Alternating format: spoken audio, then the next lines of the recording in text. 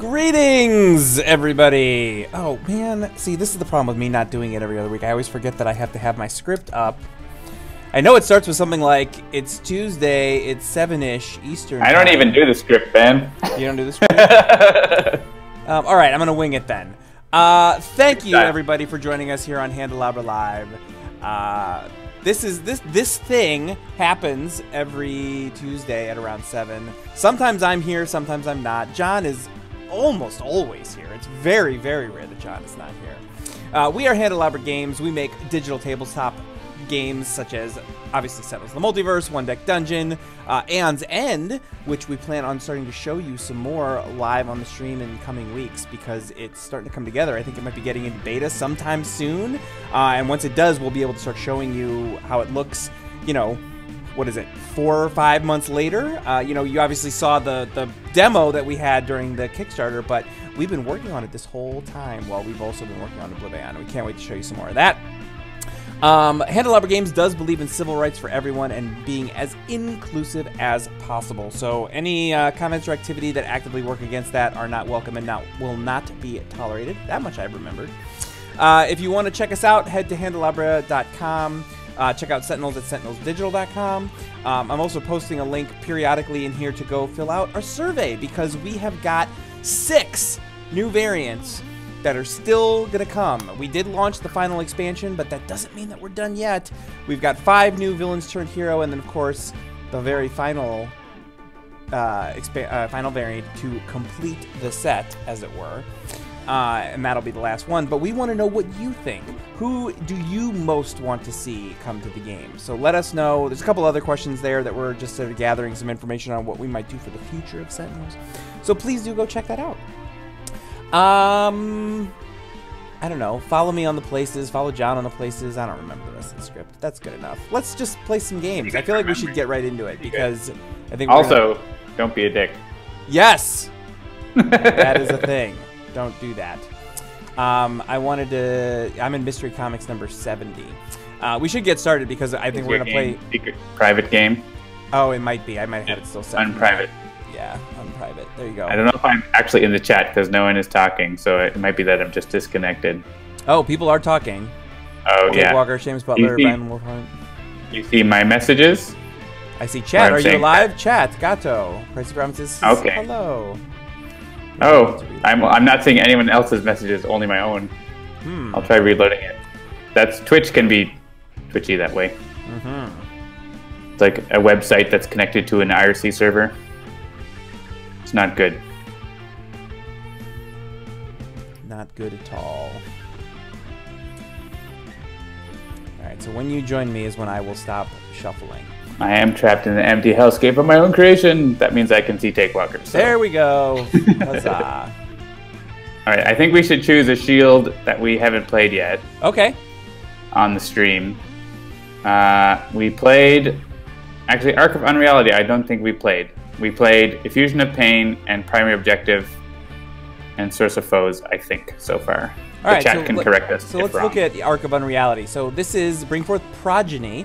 OblivAeon is immune to damage. Whenever a hero enters this battle zone, add a token to this card, and OblivAeon deals that hero 2 lightning damage.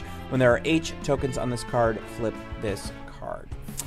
So yeah, and then we'll flip it to see what happens when it gets over. At the start of OblivAeon's turn, destroy an environment card. Whenever an environment card would be destroyed, a player may discard 2 cards to prevent that destruction. At the end of OblivAeon's turn, if there are 3 environment cards in play, remove this card from the game. All right.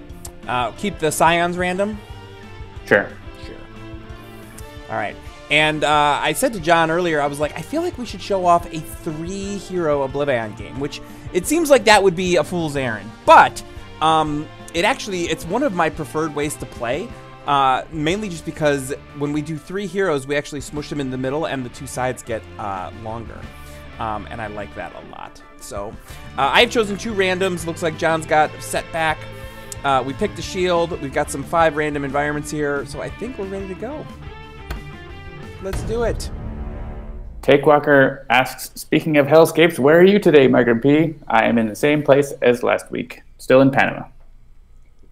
But next week, I'll be in a different place. All lives are flickering sparks.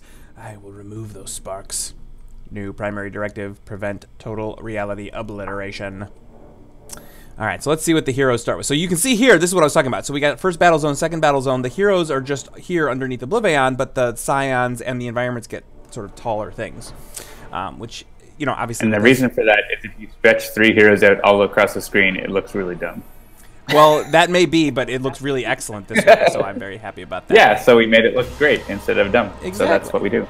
Omnitron-X has got ablative coating, bioengineering beam, and a couple of technological advancements. Setback has got fumbling fool, looking up, plucky break, and turn of events. And Parse has got exploit vulnerability, gauge, recompile, and reveal the flaws. I like how you read out the hero cards as if they will still be relevant by the end of this turn. I know, but it's fine. All right, so here comes Progeny. Scion number 1. Scion Reserve comes out. We get them all under there. And we get Dark Mind. Luck and Kent, did I miss the vote or an announcement about the voting? We should probably post a link to the survey in the chat. I will post it for the 3rd time. Yes, so vote in our survey. We're not actually, we don't have 100% confirmation as to when the first variant will happen, but the voting lasts until next Monday at noon Eastern time. So yes, please do vote. Let us know who you would most like to see, and we will take that into account. We are also fixing lots of bugs. Yes, so many bugs. This build was just made, so it has the least amount of bugs that you've ever seen. The least amount of known bugs. Of known bugs, yeah. But we're going to find more. All right, OblivAeon deals each hero target 2 energy damage. Boom. Oh, I went AFK, so it just sort of did the thing.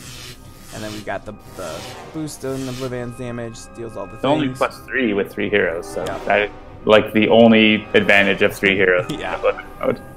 OblivAeon plays the Aeon peoples. And here we go. All right, so the way that we're going to do this, I think, is sort of like I'll play Omnitron, Migrant P will play Setback, and then we're going to sort of just confab on player number 3, I think is the way we're going to do this. I know somebody said Twitch plays player 3. Sorry, not. It's going to take too long. Not an OblivAeon game. All right, do I want to move to the first battle zone? So we're in the second battle zone, all of us. Yeah, and this shield requires us to, like, move. Yeah, requires us to go to where he is, get hit. Yeah. So I mean, you don't have to get hit, but you have to enter the zone. So. Right. Okay.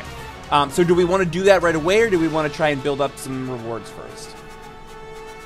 I mean, half the time with this shield, like, you go to the other zone in preparation to go to the others back to the zone, and OblivAeon moves there anyways. So, like, I think it's fine to flip the shield. We should try to flip the shield as soon as we can.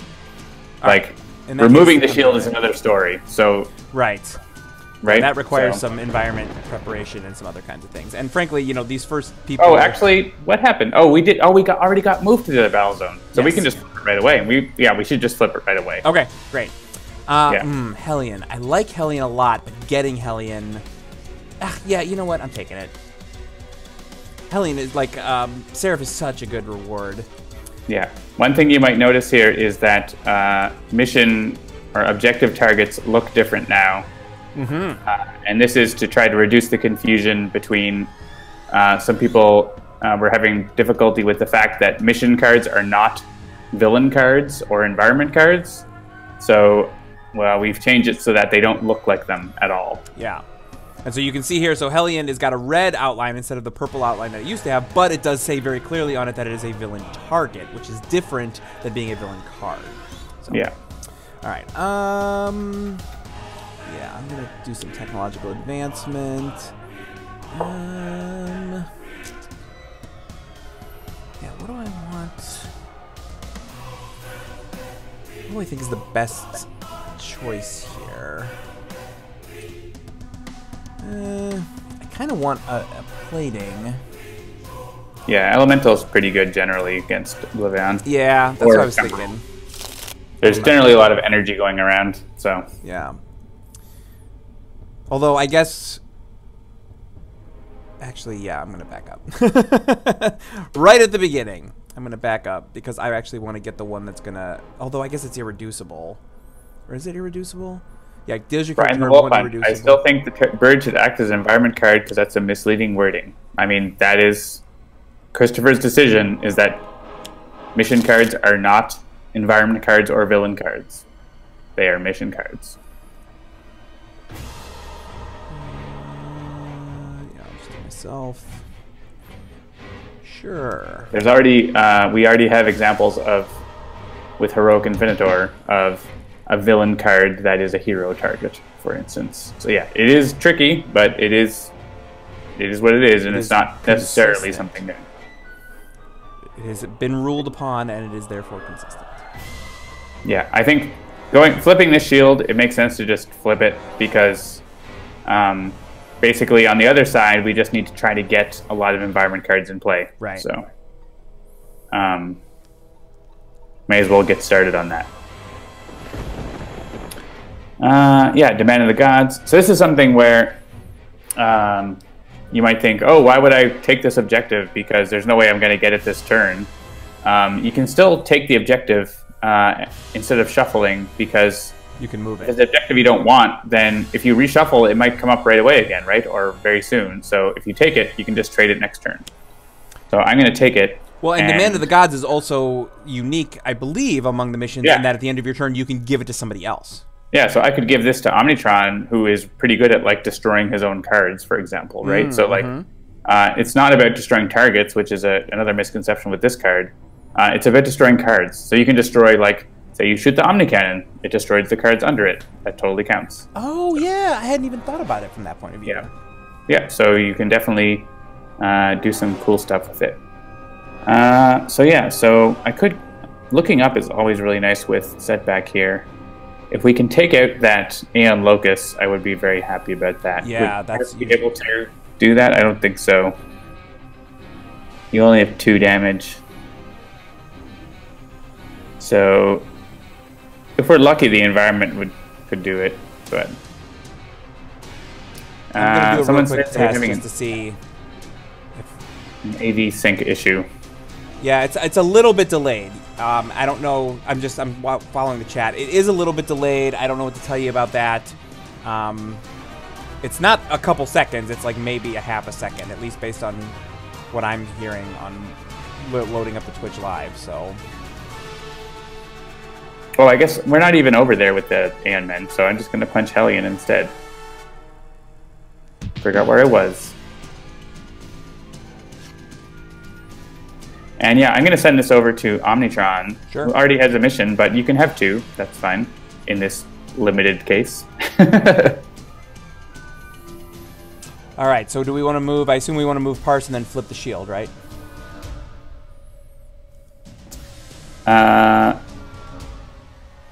Yes.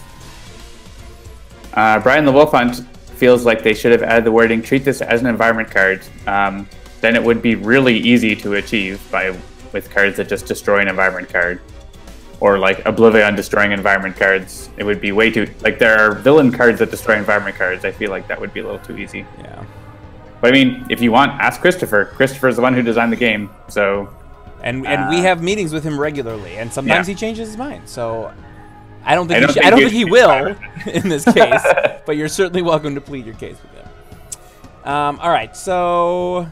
Yeah, we should take this on. Yeah, we flipped OblivAeon, so it's the best objective. So we need to like ideally get this and not have it go to the bottom of the deck.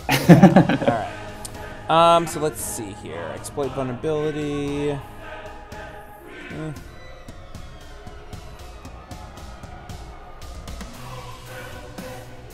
Yeah, I mean, reveal the flaws is great, but I don't know that we need it right now. Yeah, it's not super necessary. I mean, you could draw 6 other cards. Yeah, let's just do that. Including one that might help us with Shattering Blow, so... All right, we get Syntactic Analysis, Impossible Shot, Data Mining, Critical Multiplier, another Critical Multiplier, and a Targeting Arrow. Alright. I'm going to hit Hellion with this, if that's all the same to everybody. Yep. Yeah, we're not getting 12 damage on OblivAeon this turn, so... That is our goal now. Yes. Getting that OblivAeon shard.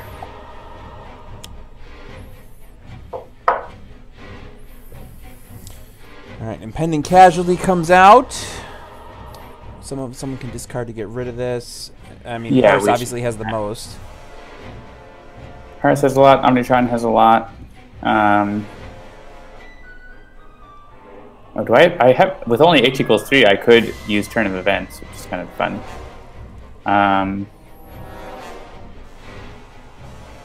Yeah, I guess maybe whichever Omnitron or Parse, I think makes sense. Yeah, targeting air we definitely want to keep to hit OblivAeon with and try to get a lot of damage. Maybe updated intel or data mining. Yeah, I was gonna. Yeah, updated intel is what I was looking at. That's fine. We'll get rid of that. All right, are we gonna? Oh, yeah. Oh yeah. So this is the funny thing. Like, we want environment cards to stay in play, but probably not this one. Yeah. Yep. So yeah. And actually, we probably didn't need to discard for that because OblivAeon's going to destroy it anyways. Yeah. So why don't we go back and let's go back. With 3 heroes, you kind of want to be maximizing everything, so we'll just skip. Yeah, OblivAeon is most likely going to destroy that, so. Or we can discard 2 cards to prevent him from destroying it, if we decide then. Or, yeah, so here you go. So, impending casualty is bad enough that I am out of sync. Oh. Wait, here it comes. Here it comes. We're good. Never mind. Yeah, but if you get out of sync, that's like, we need to fix that. Well, I hit resync and it came back in, so. Yeah, but like that ideally should never happen. Though, like we have that feature to back up when things should never happen. Right. So, we will put a pin in that for later. Gotcha. All right. Yeah. So we skip this. Let impending casualty go away.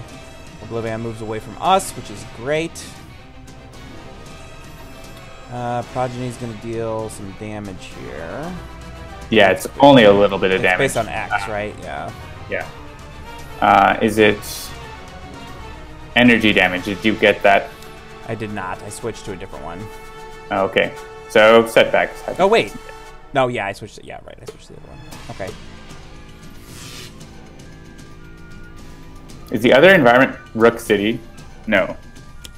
Is it? Yes. Oh, it's like you need to get 4 cards played at Rook City. Yeah, fun times. Yeah, I guess Toxic Sludge. That's fine. It's better than the other card. And we can't. But the thing is, we can't stop OblivAeon from doing that because we're not there to discard.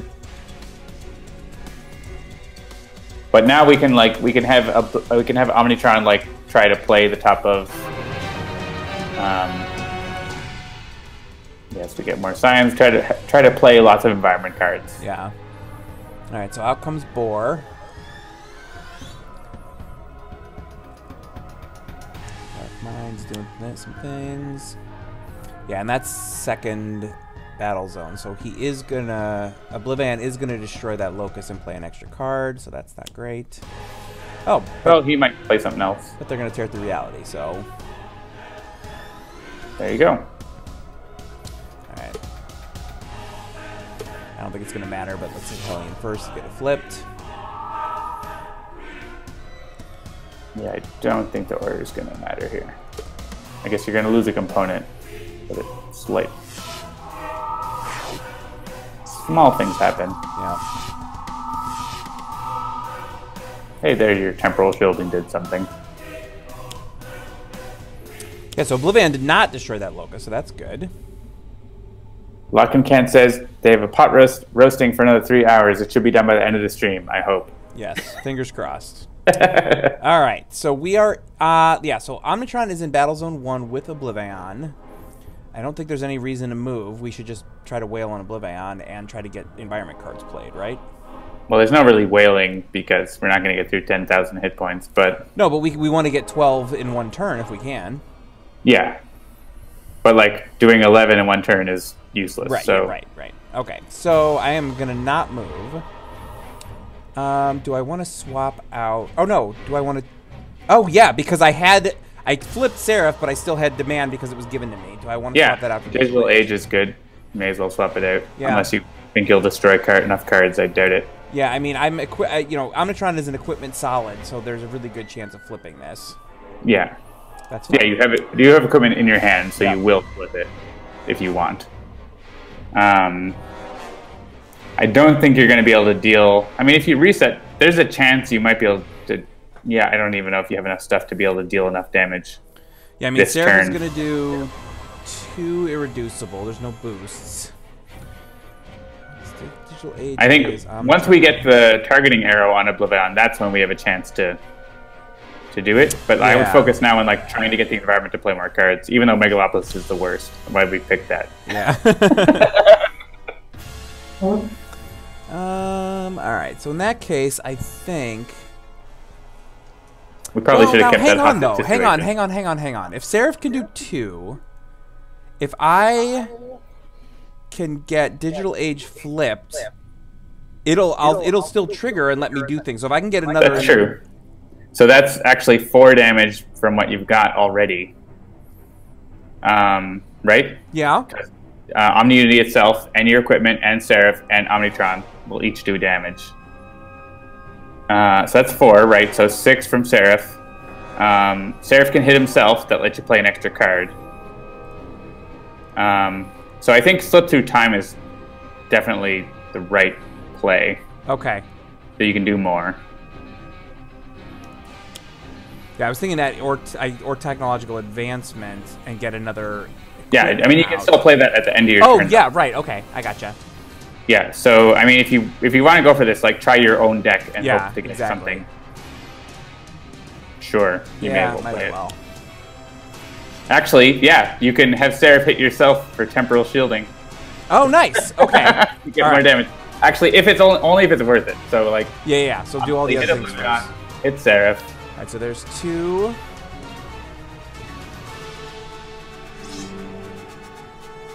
Then yeah, you can only play a card right now. You can play Reset and see what you get. That's true, because then I can also still play technological advancement. I mean, technological advancement isn't going to do anything, but you might draw something, I guess. You might draw something. Oh, I guess are not all components are equipments? Well, they're equipments, but they go at the start of your turn. Right, but it's another equipment that gets to deal damage once Omni-Unity flips. Oh, that's true. Sure, go for it.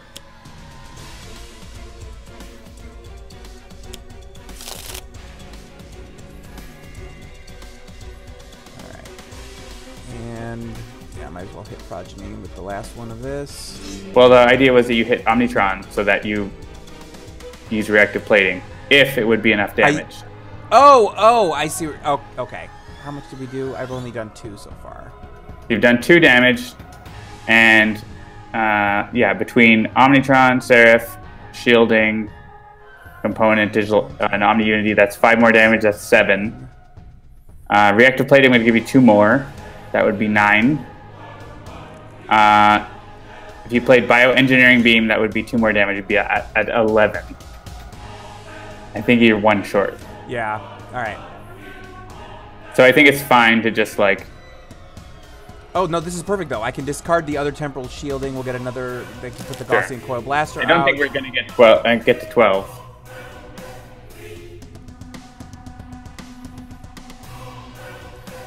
So the thing is, I don't think we're gonna get to 12, so you may as well just hit Progeny. Oh yeah, okay. Like why? Like don't hit OblivAeon because there's no purpose. All right, I had picked choose for me, so hang on, let me, or not choose for me, but select this for everything. All right, so. Yeah, so let me see. Let me look at the 8 damage this turn, and so yeah, you could play Bioengineering Beam and do 2 more damage. But that's still only 10. That's only 10, and oh yeah, no. If you had used reactive plating instead of hitting Progeny, then we'd be at 12. Okay. So where am I rewinding to? To just end of turn, I think. Okay. Right, because it was Seraph. All right, so Seraph hit OblivAeon. Hit OblivAeon and himself. Where you played Reset, and then he played Technological. Well, you're saying I should play Bioengineering Beam. Oh, right. Oh, yeah. So that's why you're 1 short. Because, right? That's why you're 1 short, because Technological plays an equipment that gets one damage versus bioengineering beam is 2 damage. Got right? it. Okay. So you may as well use bioengineering beam because then you still get a power. No, I think no. You get an extra card play. It's still worth it. Hit Omnitron. Okay. It'll work. It'll work. Hit OblivAeon. I don't even know what the chat's saying. Do they? I know I haven't been paying attention, but yeah. Then right. It's because Digital Age revealed an equipment. That's why this works. Okay. Yeah. So yeah. But we're going with what I was going to do, and you didn't listen to me. I was trying to figure it out, and I'd like to be clear that at one point I did remind you of something that you had overlooked. No, that's true. So wait, do we have 5 more cards? And if we look at that, Oblivion's dealt 4 damage this turn. Oh, we might still be 1 short. Anyways, let's try it. Yeah. I think we're still 1 short. If we hit OblivAeon, it's going to be 1 short. I feel like.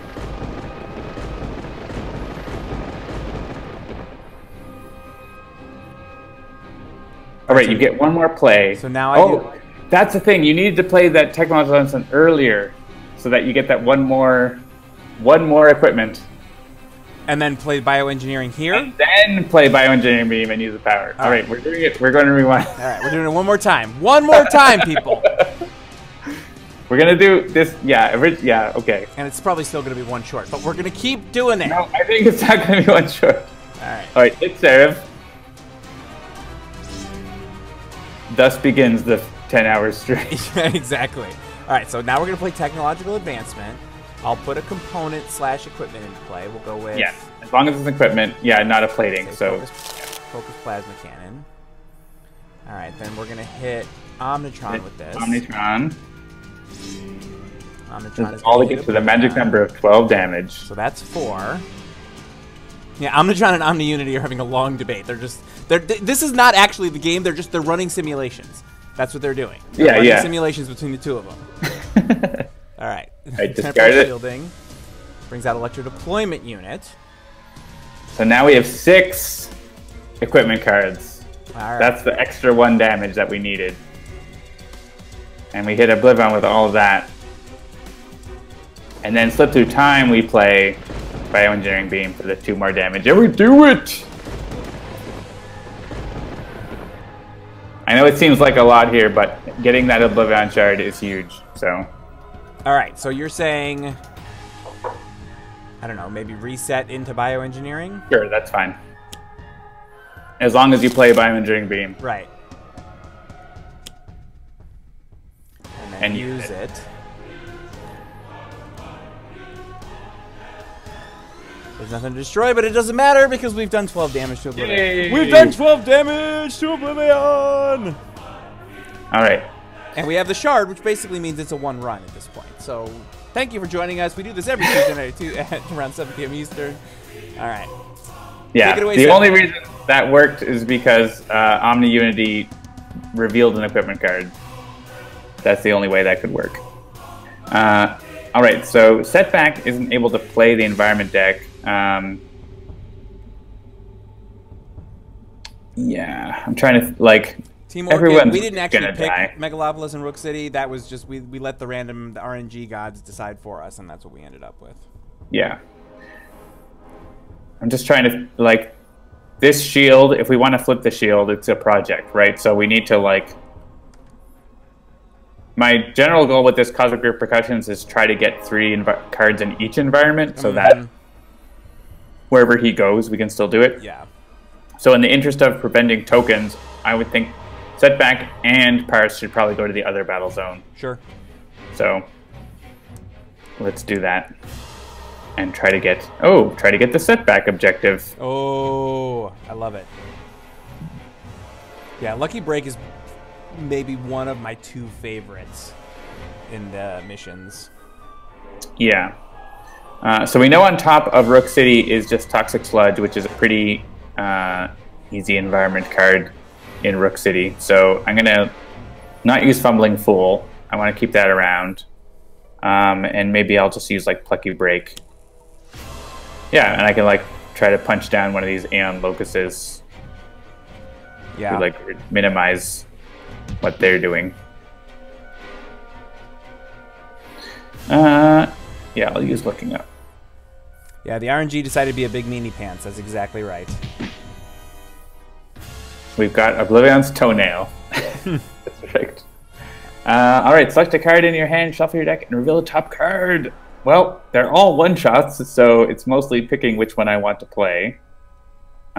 Which I guess is probably going to be Plucky Break.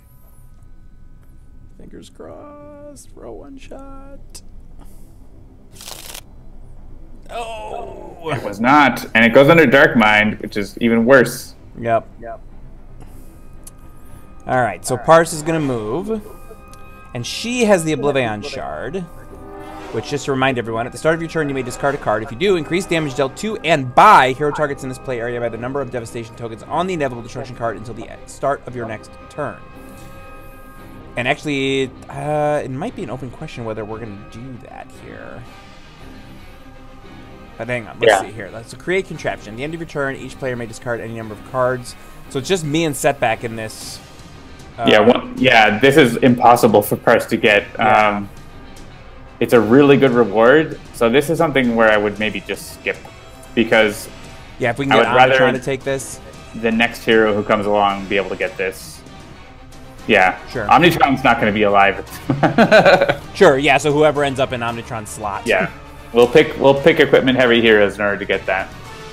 Okay, so if I discard, it'll the damage by and to Setback will be increased by 5. So the question is, how not Setback, Parse. Excuse me, Parse. How invested are we in keeping Parse around? 0. All right. Like, she's only got 11 health, and she's probably going to die no matter what happens on the Scion turn. So. All right. So basically, discard something and then targeting arrow on someone that we really want to mess with, and then. Yeah, that seems decent. Yeah. Or like syntactic analysis might end up with like more damaging one-shots that would be good for Parse, but I don't know. Yeah, I would go either targeting arrow, impossible shot, or syntactic analysis. But the thing with syntactic analysis, you might get like nothing useful, right? So yeah. Whereas targeting arrow will definitely be useful. Maybe and like who on should Dark we? Mind Are we targeting what? Dark Mind? Probably Dark Mind. Or the Unstable is like, I don't know. Oh, either Dark Mind, and then like you could use your base power to like clear out one of those locuses. The one that has 6 health. Yeah, I like it. In case OblivAeon comes over. And draw recompile. Yeah, so like recompile would have come up with that syntactic analysis, which is like not doing damage. So. All right, so we got a plummeting monorail. That's gonna go after OblivAeon. Like flips. Whoa! I have dual progenies in my play area. Ooh, cool. Did you see that too? Yeah, they're facing each other. Okay. It looks super cool. That's a bug. Yeah, that is a bug. All right, we got Faultless and Terrible Burden, which is that's like a bug caused by my trying to fix that other bug. Oh, right. I know what you're talking about. 1 projectile and 1 fire damage each. Yeah, this is just happening. I don't think there's any order. What's worse than 1 progeny? 2 of them. So that bug might reappear here. This is an internal build as we're doing fixes and things. There goes Omnitron. Omnitron did great work this round, so totally worth it. Yes. All right, so... Yeah, I would go with someone equipment heavy. So not Luminary. I mean, potentially Expatriate. She tends to be pretty heavy. Expatriate, Wraith, Stuntman. Oh, man, I have been loving me some Stuntman lately. That is a thing. Yeah, you know what? We're doing some Stuntman. No, not Stuntman. What am I saying? God, I'm going crazy. Skyscraper, lots of equipment. I meant Benchmark. I meant the other, also. other mini pack. Yeah, we're going to do some Benchmark. Stuntman is actually super good in OblivAeon mode in the later phases. Yeah, no, I have been loving Stuntman, but what I meant to say Benchmark. Those two, Benchmark and Stuntman and Benchmark, they're like melded in my mind for some reason because they were mini pack 4 and they came out together. So, but this is I'd probably stay in this battle zone because it's like you're just gonna take a bunch of hits in the other battle zone unless you want to protect the other heroes. But it's fine. All right, so the Toxic Sludge comes out. It's gonna hit a bunch of things.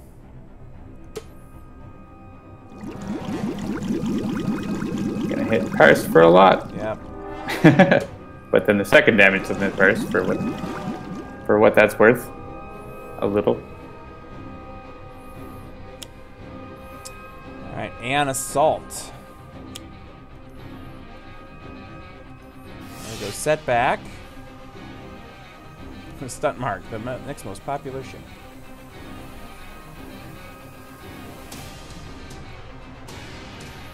And there goes Parse. Alright, phase 1 of the heroes have been all incapacitated. It's time to move on to the second string. Yeah, I think Parse would have been knocked out with or without this shard, so going off. Alright, Setback, who are you choosing? Yeah, I didn't get any rewards.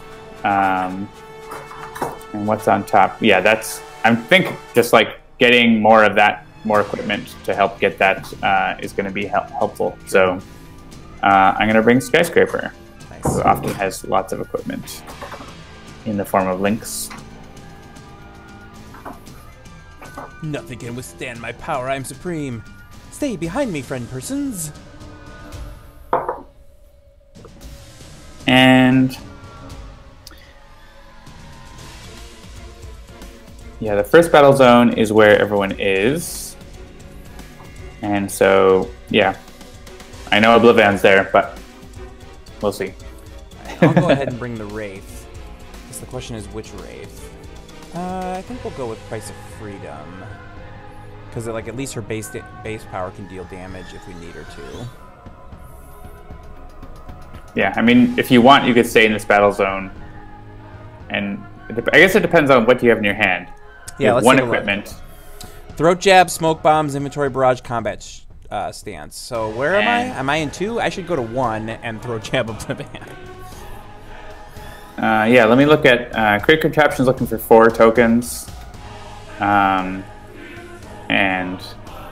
Skyscraper has 2 equipment and Wraith has 1. So sure, if you want, come over to the first battle zone and at least we'll all be together whatever happens. Together forever! Alright, are we... Yeah, we should discard for this so that, because we want to build up environment cards. Right. So we don't have the reward yet, so we should discard other things. Yeah, I mean, Benchmark has no hardware right now. Yeah, I think Benchmark should discard anything except deployment actuation. Okay. So maybe your 2 softwares. Yeah, I was gonna. That's what I was thinking. My 2 softwares were the ones because I love me some flyby. Yeah. And softwares in your trash are easy to get. Yep. So. Yep. Yeah, I've been playing a lot of Benchmark lately and really starting to get the hang of how he plays, and I'm very excited about it. Oh man, second battle zone has so many AN men. Yeah. It has 9, or almost. I think we destroyed 1. That's terrifying. Alright, so I am not going to move. But I am... Well, hang on. Yeah, I'm the Unity and Seraph. But I can get those later. Let's take on this objective, right? Yeah, you can take on the objective and get it this turn, so... Yes, okay. I think. Oh, maybe not, because... Yeah, there's only 3, but we'll be really close. It depends on what you draw. You might draw an equipment, and then if so, you can be able to. Yeah, that's true.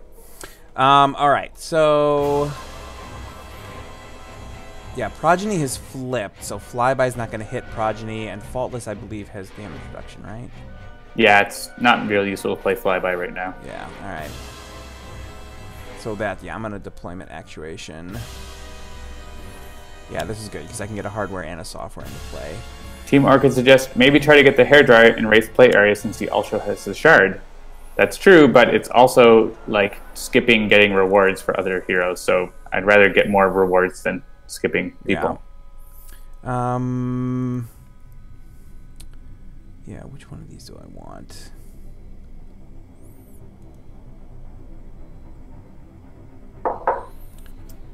Yeah, I think I'm just going to do loaded initialization. We only have 3 rounds to get the shield flipped also. So that's one thing we haven't... We should probably might have thought about, like, trying to get more environment cards played. Right. We haven't been doing that. We might just have to sort of live with OblivAeon flipping on his own terms instead of the environment way. At this point. Because none of our heroes at this point are good at playing more environment cards. Yeah, one of the main downsides to the whole, fewer heroes is fewer options.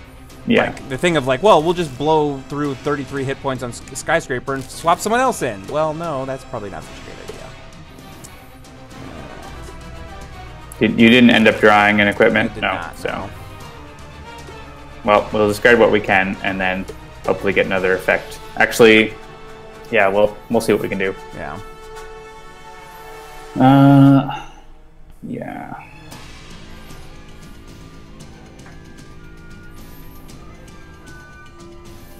But yes, the hairdryer with the shard would be pretty amazing. Yeah.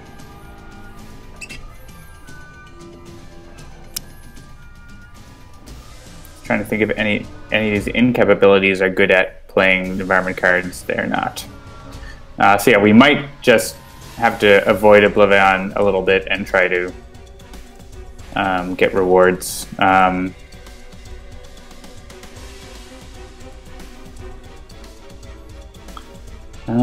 Yeah, I'm looking at what I want to do here. So Citizen Storm is not bad to get. I don't have a way to like hit him this turn, but we can at least start hitting him a little bit.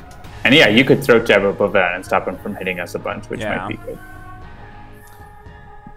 Another problem with having only 3 heroes, we now have 2 Scions in each battle zone, so we can't, like, we literally cannot stop them from adding tokens. Right.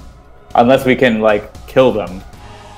Which you could, I mean, the Wraith you could get the, yeah, no, actually this turn you can't get the shard and use it on the same turn. So, yeah, we're kind of stuck there. We're probably going to have a OblivAeon destroy an environment, so it's probably a good idea to throw Jabin right here anyways. Yeah. We should just stay here and deal with it. And yeah, weather the storm. Yeah. With a well-timed throw jab.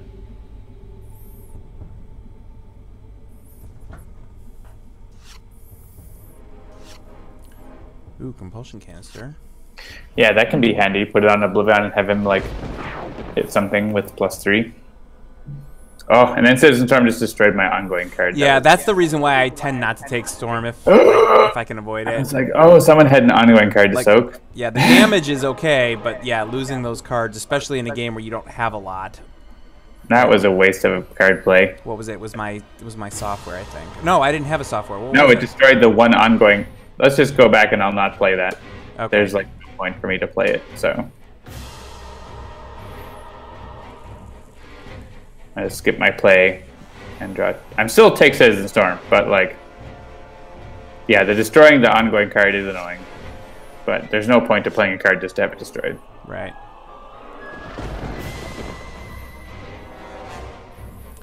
I'm not going to move second battle zone. Ooh. Yeah, we're all lousy with hit points. I'm taking this.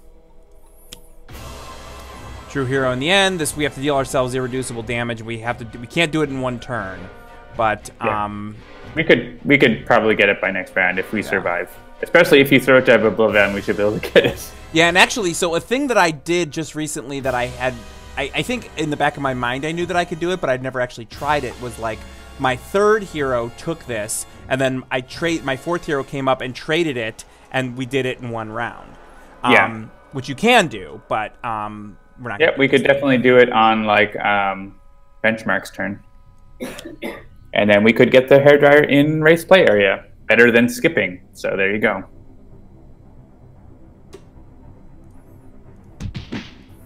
Trading is part of the advanced OblivAeon strategy, I would say. Think about that trading.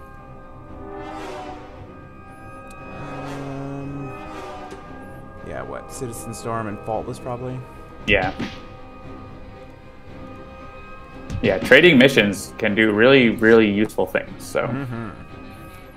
Yeah, it's one of the things that I had not really done before now, just because I've been so busy trying to not lose that I haven't been thinking about how to win. But I'm slowly becoming a person that thinks about how to win and not how to not lose. Yeah. Which are different things. Alright, so there's 3 tokens. I think people start at some strategy guides and strategy discussions for OblivAeon, so I'm really hoping we'll get some, like, really cool strategy guides for OblivAeon at some point. But I know it'll take a while. People have to really get into it and dig into how it works. Double plummeting monorails. Double monorails. They call that the dual rail. I think we still have time for OblivAeon to at least, to try to get self-damage, to try to get 3 environment cards. I think we have a chance. So because we've got so many monorails in play, this is when I'm going to take this opportunity to mention that I was on vacation last week at the wonderful world of Disney, which has a monorail. We actually didn't ride the monorail, although my son wanted to, because we weren't staying at a place where it made sense for us to take the monorail. But go to Seattle. Right. That is also a monorail-heavy locale. Monorail-heavy. If anybody is out there is thinking about going to Disney, I don't recommend doing all 4 Disney parks and both Universal parks, aka 6 parks in 5 days. I don't recommend that. We got it done, but it almost felt like an obligation by the end. Like, come on, we gotta have fun, let's go. Yeah, that is not a thing that I would do. Yes. If we had another 2 days, it would have made it perfect, because I did not need more than 1 day at the Magic Kingdom, and I did not need more than 1 day at Epcot, but I would have liked to have more than 1 day at both of the Universal parks. And Disney Hollywood Studios was amazing. I can't wait to go back when the Star Wars land opens. And Animal Kingdom was actually really cool too. I like that a lot. We didn't get to go on the Avatar stuff because it was like 3-hour waits and we weren't about to do that. But Expedition Everest, if you're into roller coasters, oh, so good. Look at Toxic Sludge helping us out here. Yeah, loading up Boar the Unstable so that we can get him ready to go and then hopefully disappear to the other battle zone and let him explode. Oh, interesting. Yeah. I usually go with the Aeon Men deck, but I guess it makes sense with Tony Torres to be looking at what's coming next for science. You don't want to destroy 2 environment cards, so. Oh, but Wave of Oppression is still going to destroy this Sludge anyways, so they're both like bad. Moving each Aeon Men to the other battle zone, we definitely don't want that, because that would, like, this is going to be what the Scions play next, right? Like, right away. So having all the Aeon Men come over to where OblivAeon is probably not good. So. Sorry, Tony. And there goes Tony. So yeah. Our hopes for the shield hinge on Megalopolis now.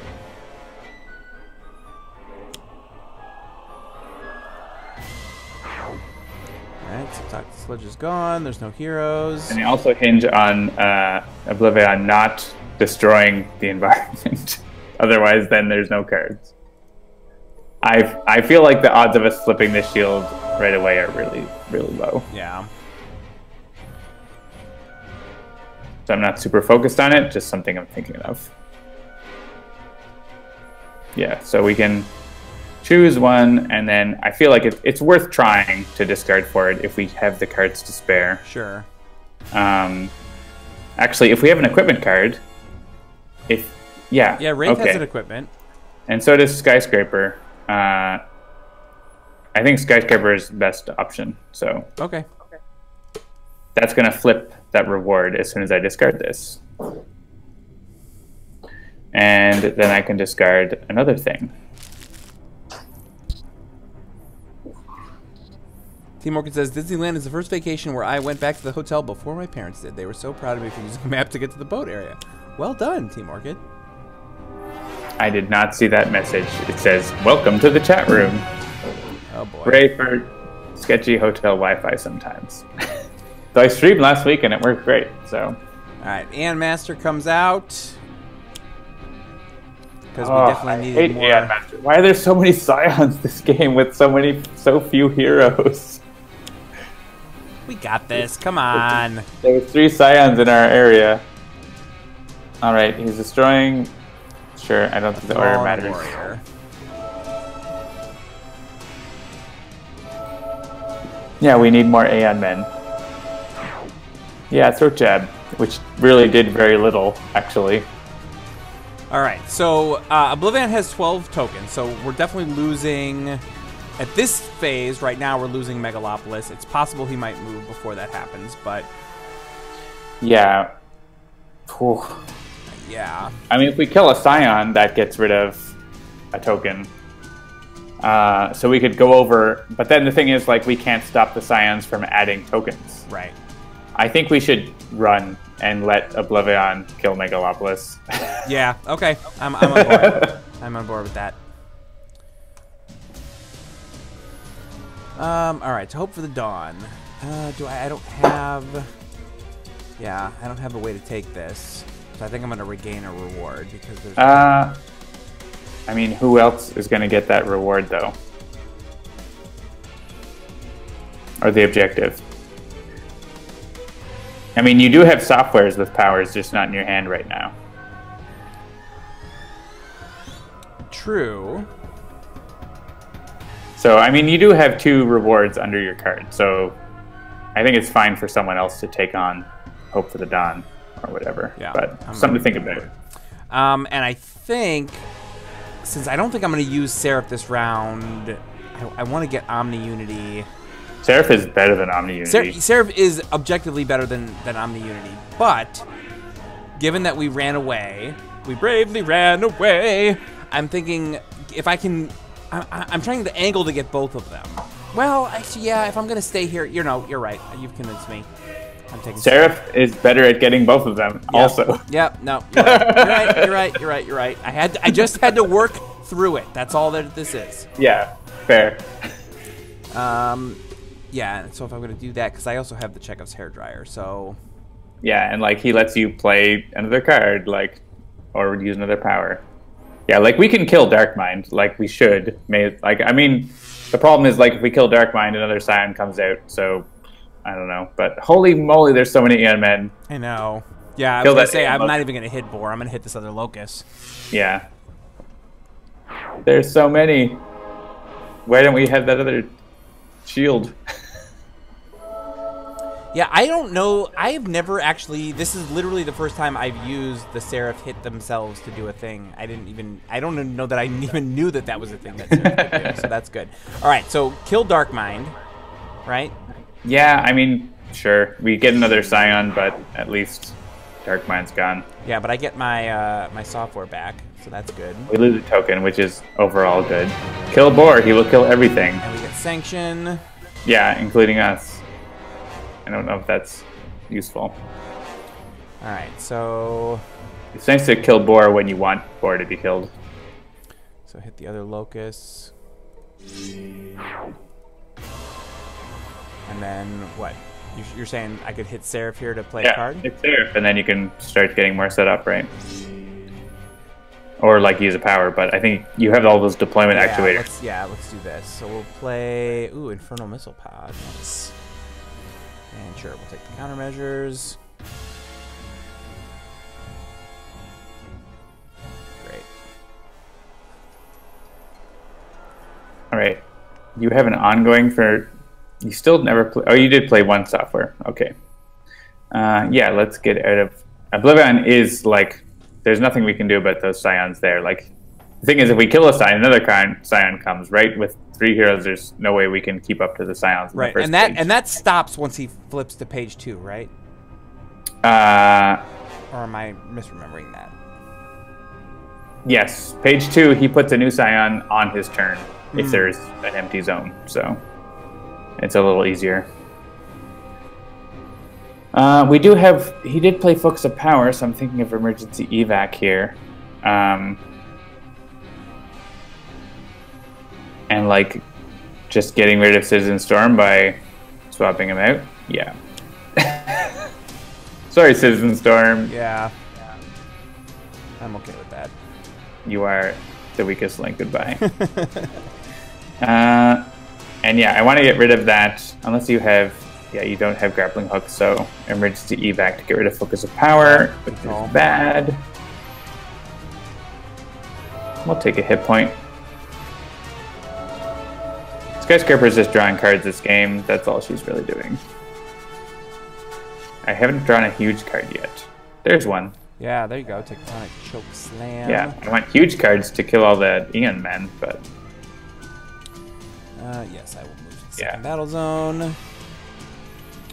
I guess I could have traded for True in the end, but oh well.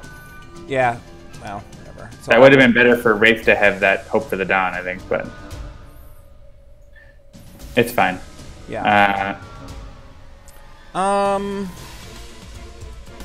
Yeah, I mean, I could play the OblivAeon shard and just deal 1 damage to 2 different things here, or I could Razor Ordnance to deal bigger damage to something. We got rid of both of the... yeah, the locusts are gone, so... And there's nothing you can actually kill, so... I would play the shard, and maybe you get to use it next time. Yeah, get it ready. I don't know, what, Sanction for 1, and then...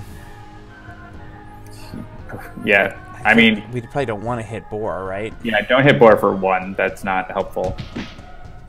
You're gonna hit Boar, you gotta pile on. I would hit one of the Vassals, I guess? They're like... There's one at 4. You could knock it down to 3. Sure. There's so many. They're gonna kill us. Yeah. Oh, I got another throat jab. Alright, Benchmark can take some of this. Right, we only need 2 heroes to do this, right? Yeah, so Skyscraper. Oh, what is this? First time Benchmark deal damage, you may discard a card. Yeah, you can discard for a hit point if you want. Yes, I'll do that. I will put a software in my trash. That is the thing that I will do. Oh, or I'll put it under my missile pods. And Skyscraper is happy to discard. Wraith is... Nice. We want Wraith to be more survivable with the shard, so...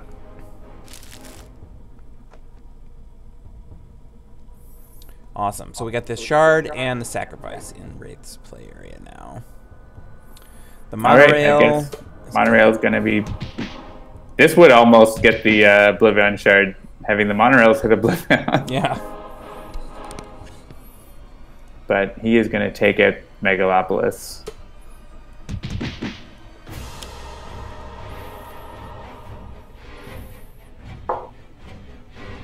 Oh, is he? Wait, what's gonna... Oh, yes, there it goes. Okay. Unless he leaves. Yeah, because there are now 3 cards in play in Megalopolis. But the... Oh, wait, maybe the shield goes first. But no, the check for the shield is at the end of the turn, right? The check for the 3 environment cards, I think. We get bug reports about this shield because of the timing of it. Is it the end? I can't see yet because things are happening. At the at the end of OblivAeon's turn. Yep. Yeah.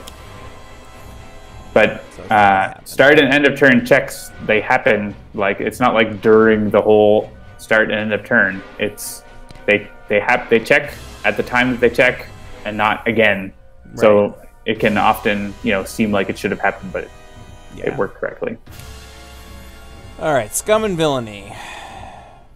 Yeah, there's not going to be 3 environment cards in play at the end of his turn. I can tell you that much. There's not going to be an environment. Yeah, let's play the top card of the Aeon Men deck. Yep. That seems better than the other thing. Yes, I agree. The good news is you don't have to worry about targeting innocents.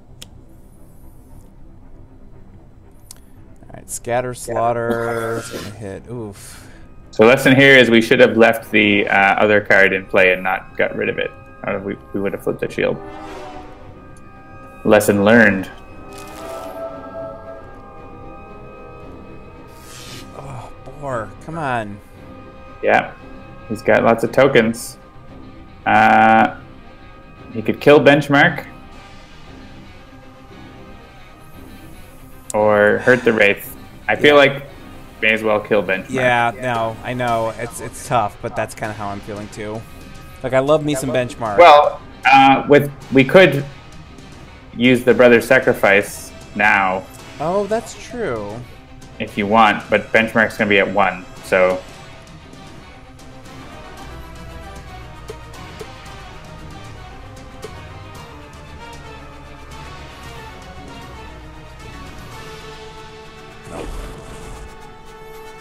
that for later. Oh yeah, we're getting multiple cutouts happening on heroes too. So my bug fix went too far. Multiple cutouts. What is that? What do you? Oh, I did not see that. Yeah, benchmark had 2 graphic. All right. Yeah. I'll have to revert some of that.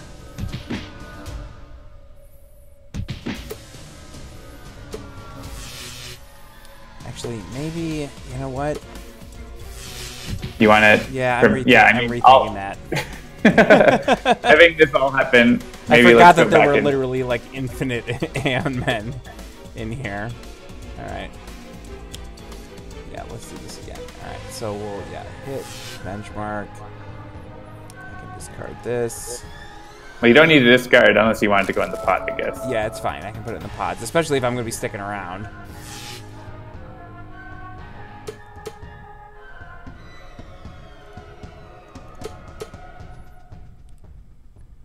All right, the brother has been sacrificed. I'm holding down tab. Doesn't matter. We can remember it for this turn. Sure.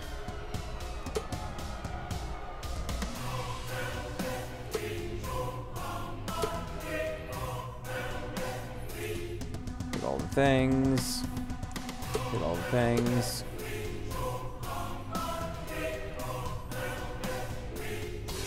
Oh, right, but it's a different card, so it's a different decision. Yes.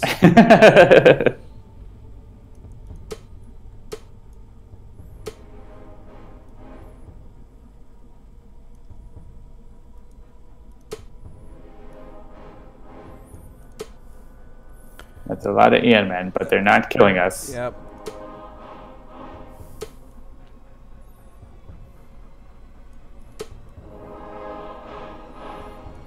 Oh my god, enough already.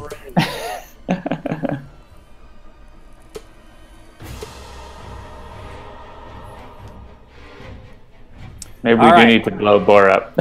So here goes. Alright, so yeah, this is a thing that's going to happen, but who cares? Because the whole environment's going to put here. Yeah, we can't stop it, so. Any preference?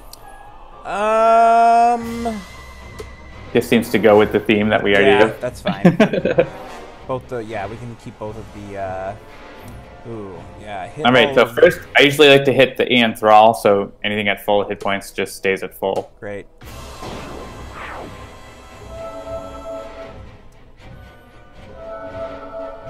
And then, yeah, like the Warrior, we can get rid of him. He's not going to do anything. The Aeon Men turn into Stormtroopers who can't hit anything. So if we hit Aeon Master, another Aeon Man will come out. I'll hit the Scions now. Oh yeah, there's the Thrall, so we can hit him so that it's basically the max damage to Faultless is the result of this. This is why you don't press choose for me in OblivAeon. Yeah, and let's hit Faultless and Progeny. And then one of the Locusts, which might make him come over to us. Yes. Alright, fingers crossed. But actually, we're immune to damage, so it's okay. Oh, that's true. Oh, he plays Impending Doom. Alright. Okay. And then the other Locust. More Scions! More Scions! We're going to have all the Scions in play. Well, we can hit that Scion now, right? Because this thing still... going to hit. Nixus is going to get hit. And another... And another Thrall and another Locust. Yeah, well, we'll hit the Thrall. Oh, the Thrall, right. Oh, sorry, I clicked wrong. Here we go. And yeah, I guess we'll hit Nixius. And then Locust, and maybe he'll leave again. Disrupt space-time. Yep, he is going to leave this time. But he is going to do more damage, and actually he's going to almost flip Nixius.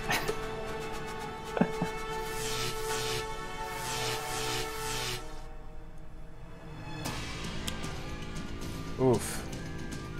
Tear through reality. I mean, we're fine, but he's probably gonna...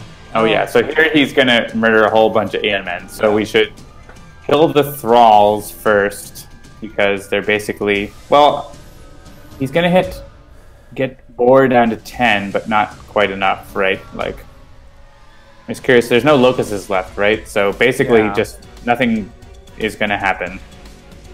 Like, yeah. Basically the only difference is whether how much Sanction's hit points are. So we should definitely hit the thralls first then. Okay. So that Sanction gets the most damage reduced. Yeah, here goes all the Aeon men. There's a lot. So we need to at least destroy the thralls before Sanction. And then we can choose for me after that, I think.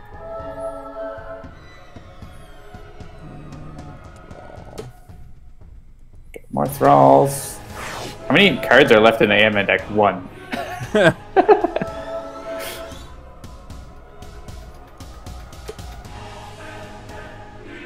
One more thrall.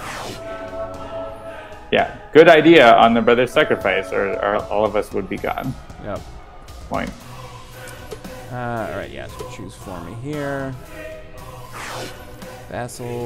Yeah, now he's going to add tons of more tokens from all these vassals. Yeah, and I mean, next round, he's going to destroy an environment and flip.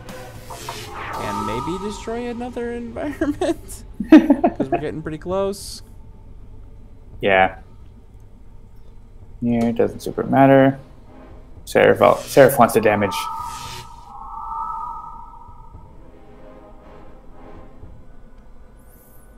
Alright, OblivAeon Madness.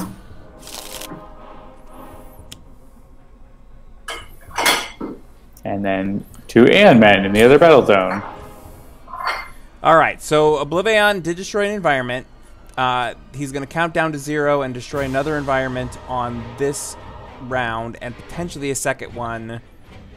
I mean, unless... Where are we? We're in Well, battle it's zone definitely 2. going to be another one, because there are like 1 million scions and 3 of us. Yeah, I was just trying to figure out if there are ways for us to, like, get rid of other scions and have that be a thing, but...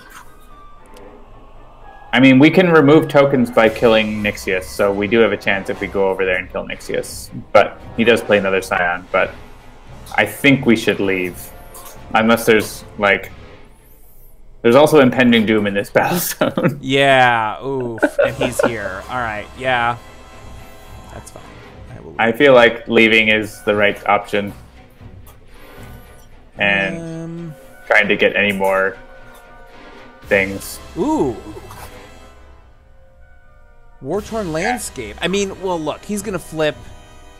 I mean, obviously we want to get rid of the shield, but if he flips, getting rid of this shield becomes less important. Yeah, right? Like we can still... The shield doesn't matter after he flips, right. Basically. Like, especially this shield, which like doesn't do anything. So, it doesn't give him DR or anything like that. So, yeah, so I wouldn't worry about like intentionally worrying about the shield at this point. So like, just do whatever makes sense in terms of progress towards winning. All right, I'm gonna regain on the unity here.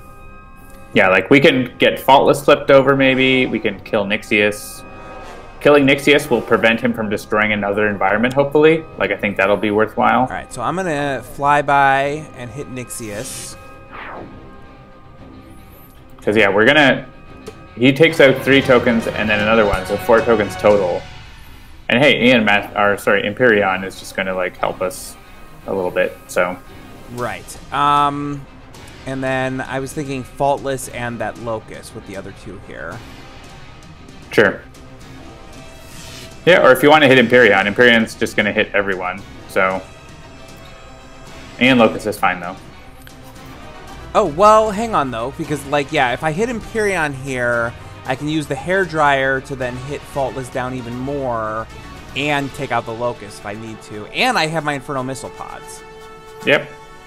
I have all kinds of damage. See, this is why I was getting so excited. And I've got Seraph! Oh my god, so many things happening. Yeah. Alright, so I will hit... Yeah, I'll hit Empyreon with this. Yeah, Empyreon is actually really helpful because of like the 1 damage to everything is usually like very economical.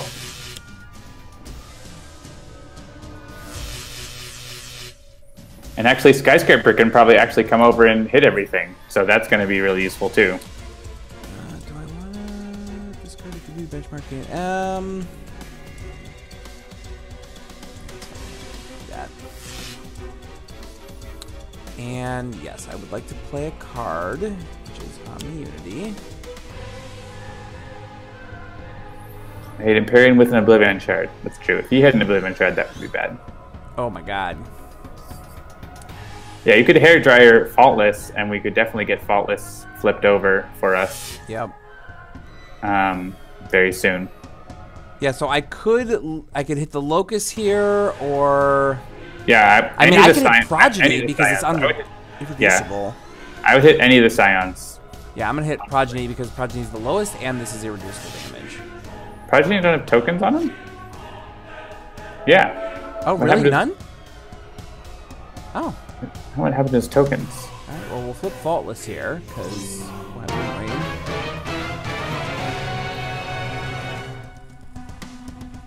Well, because Empyrean is going to do it for us, but yeah, sure. Oh. Well.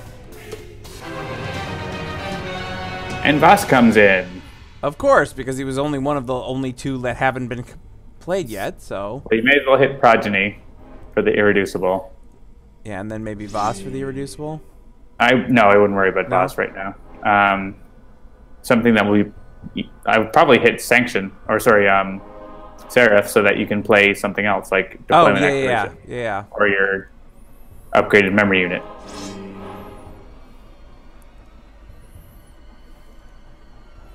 Yep. Like, upgraded memory unit is actually really useful with your other one, so... Yeah, actually, you may as well... I mean, Progeny is right now really vulnerable, so... Yep. It makes sense to, like, kill him. And we can probably almost kill Progeny right now. We should be able to kill Progeny this round. We don't get any benefit when he has no tokens, but...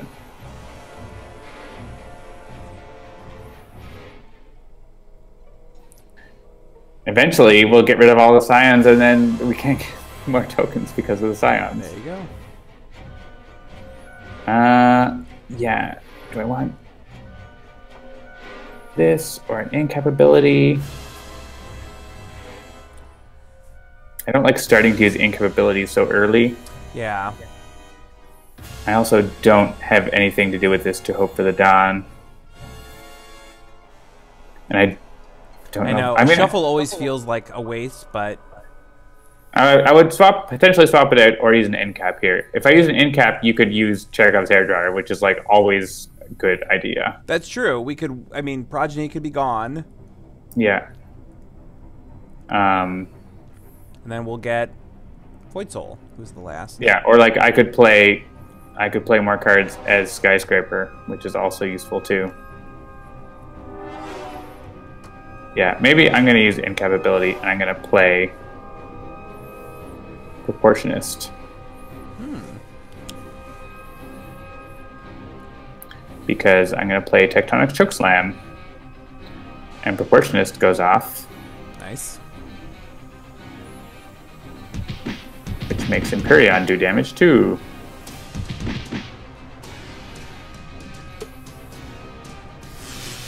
Yeah, the only trouble with having Omni-Unity and the hairdryer is that your hairdryer is now vulnerable. Yes. That is a bummer. Yeah, that's fine. I can just clear this off there. Yeah, one card for 2 hit points is nice.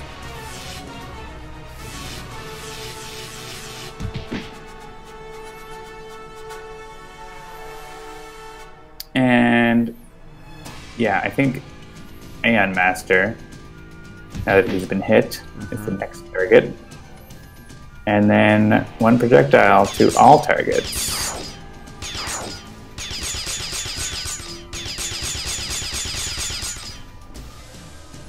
Sorry, all of your things.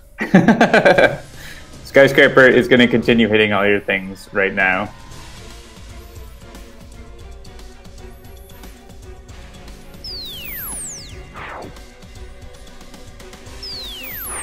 As long as those loci. Omnity has no hair, so she's no logic to protect it, says Sparky Wolf. Alright, there goes Progeny. And the last Scion, here we are in like the 5th round. The final Scion. That's hilarious. And this is going to be 1 damage to hero targets. Non-villain targets. Yeah, I guess it's just hero targets. It's a lot of Sonic.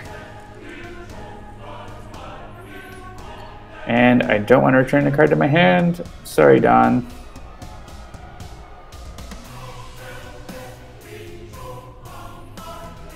Hey, we got the tokens down to 5. Yes. So that's pretty good. Yeah, that is solid. All right. Let's see. So we got Boron Sanction in there, plus Impending Doom, and then on the other one we got. So OblivAeon's gonna flip on the Scion turn most likely because of Impending Doom. Yeah. So that's bad. Alright, so I'm definitely gonna switch to the other battle. You could potentially stay and throat jab OblivAeon, but I don't know if that's even a good idea. Yeah. Like, Impending Doom is gonna make him count down, which is gonna trigger his flip, which is going to do a whole lot of stuff as well. I feel like it's probably better to run away, so I think what you did is right to run away. Yeah, so. no, I definitely ran away. The question is, do I... The in caps here, we've got 1 player may draw a card, 1 player may shuffle the trash in your deck, reveal the top card of the villain deck, then replace it. I think I'm just going to shuffle the deck here. Is there a compelling argument against trying to figure out a different reward? I mean, my in caps are none of them are great. I guess I could draw a card, or someone could draw a card, but you don't want the objective? What does this flip to? This flips to Cold War, right? Like, I would take it on. Why not? This environment doesn't do a lot of bad things. Yeah, which environment? This is, yeah. Alright, let's take it. Alright, we are no longer immune. This is the shard. I want to shard it. Do you want to shard it? Because I can hit... yeah, I can hit a couple things for this. Yeah, with your base power, I guess. Yeah. And you could throat jab something, so sure. Alright, you don't need the intro barrage. Yeah. You're never going to play it. You're not going to live long enough. Alright, so what do you think? Like, throat jab... What, Voss? Or Empyreon, who will kill you if you let him respond. Right. Yeah. Alright, yeah. So we'll throat jab Empyreon. Or, you could throat jab, Aeon Master. If you're planning to, like, kill Aeon Master, then... Yeah, that was what I was thinking, was if I'm going to be doing my base power... Yeah, or Voids. Like, Aeon Master, getting rid of him, might actually be able to get rid of him. Almost. So... Careful you don't shard yourself, yeah. Aeon Master doesn't really deal his own damage until he flips. So he's not really that great a throat jab thingy. But neither does Void Soul deal his own damage, so... Yeah. Yeah. I'm fine with either, yeah. Like, if we want to, like, just think of the damage, then Aeon Master probably, so... There's a Vassal. Alright, so I'll hit Aeon Master. And... Yeah, Aeon Master for sure.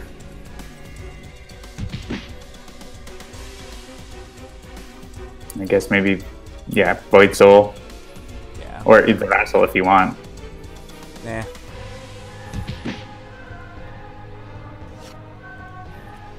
We're living dangerously, Belowy. Yep. Imperium's round. Oh yeah, this is going to kill. The VAT is going to kill Wraith. Well, it is what it is.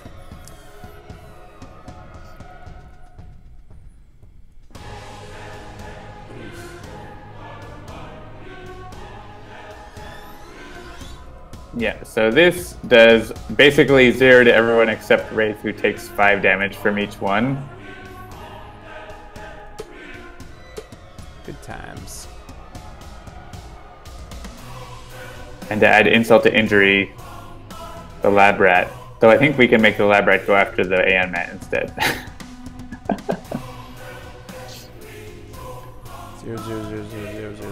0.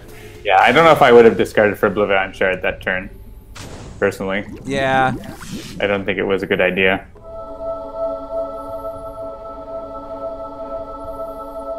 Everyone gains a hit point.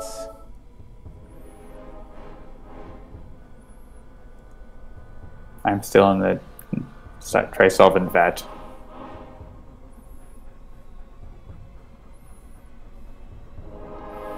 If Hyperion is round, OblivAeon Shard is dangerous. I know, because he caused me to lose my closest OblivAeon game. Yep. Yeah, I mean, any of these is going to be fine, because it's going to be 0. Hey, this is healing all your equipment. Yep. I did see that. Oh, right, yeah, they're all the lowest, not the Wraith, Yep. So...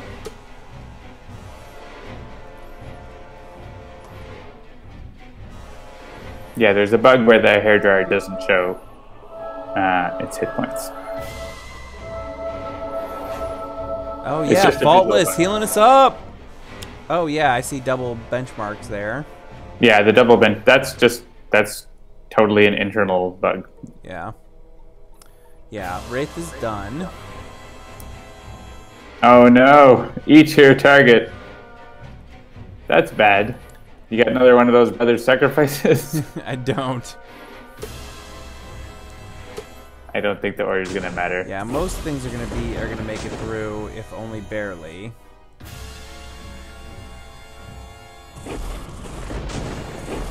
Yeah, it's only 3 damage because of the bat to the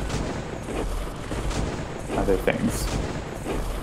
Yeah, Wraith is the one who's not gonna make it. Benchmark is beside himself. Yeah. Alright, who should go first here? Maybe Wraith should have spoke jabbed herself. Oh man. Give, oh, for using a power. Sure, benchmark. To replace the Wraith, I would suggest maybe Tempest or someone who can really make use of that shard. Yeah, so what do you think? Like, erase Aeon Master here, and then what? Oh, do you have, what's your power availability? Chekhov's hairdryer. Oh yeah, the tear jar. Yeah, kill Aeon Master. Definitely. There's no more science to replace him, so... Yep. And then... I mean, Voss for 7 irreducible? Imperious Hyperion gone off this turn? No, so Void Soul. Void Soul? Don't worry about Voss. Like, Voss is not Oh man, see the at all. like if Voss is in play, I try to focus Voss. Oh, not at all. Right, I never worry about Voss. He's like almost impossible to deal with to begin with, and like basically like if you can defeat OblivAeon, then Voss is easy to deal with afterwards. Like if you're set up enough to defeat OblivAeon, then like killing Voss is like snap your fingers. So I mean, and then he heals. Not he in heals my so experience, but okay. I mean, the timing is important, but like he heals so much that like sure, if you deal a little bit of damage to him, he just heals it back. So I don't know. If I have like solid irreducible, I tend to like try to, you know, obviously I go for the most important objective first, but if I have extra irreducible lying around, I tend to throw it at Boss. yeah, the other scions are more important right now than Boss. Empyrean wants us to discard or destroy a card or take 5 damage. Well, Benchmark only has 5 damage, so... Skyscraper is fine to discard something. She's got lots of stuff. Yeah. So Balui says, would Tachyon help with the shard? Yeah, I haven't even started to think about who I'm going to pick for my replacement yet.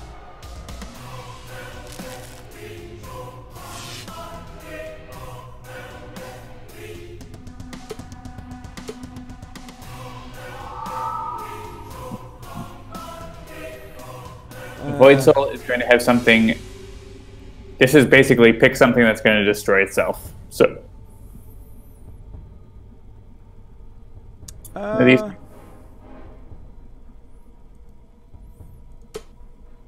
Sure. And then just choose it to hit itself first. Actually, I mean, we could kill the rat, I guess. Sure. Not like we're ever going to flip the shield. We may as well not worry about that.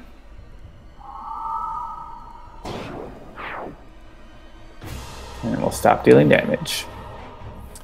All right. So let's take a look here real quick. So we have the shard. All right. While you're thinking of this, I'm going to go AFK for a quick bio break. Yeah, do your thing. I tend to like Haka in these situations. So I'm going to look at the various Hakas that we have here. And Haka with an OblivAeon shard could be really, really good. I don't know. What does the chat think? I want someone who's going to deal damage at least with their base power and doesn't require a lot of setup. That's just me. John might have a different opinion about this. I mean, another Wraith could be solid because she doesn't require a lot of setup. Oh, yeah, Ra. Ra could be a good one.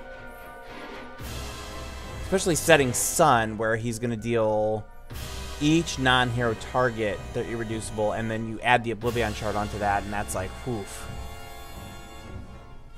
Oh, yeah, Knife is solid, too. Freedom 5 Tachyon. Yeah, Yeah, Akash 3 is another character that I have yet to really figure out how to use effectively.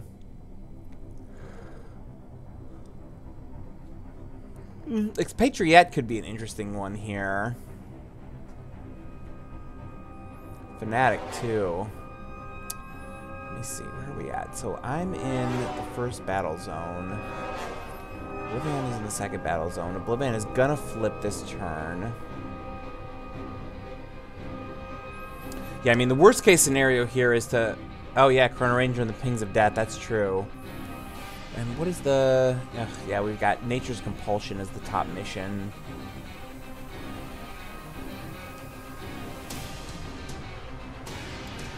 Yeah, I mean, the worst case scenario here is to pick a hero and watch them get got immediately because of things.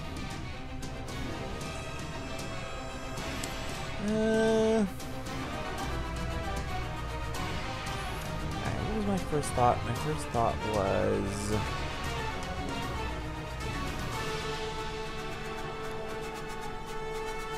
Haka. Yeah, I mean, imagine if I got like a Rampage with Haka. Oof.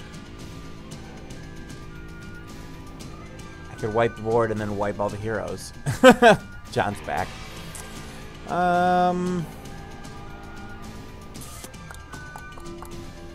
I have returned. He has returned. All right, I'm going to go with... You still haven't picked a hero yet. No, I was just chatting with the chat, seeing what they think. Okay. I think I'm going to go with... I don't know. I feel like... I don't know. Do you have a thing? I was thinking like a Haka or maybe an Expatriate. Someone who... No, you go with what you want based on your chat decisions. I wasn't here. Yeah, and there was some discussion of Knife. I haven't played it. Yeah, you know what? Let's give that a shot. I haven't played with a Knife. Knife is good. You just murder everyone. Let's do a base Knife.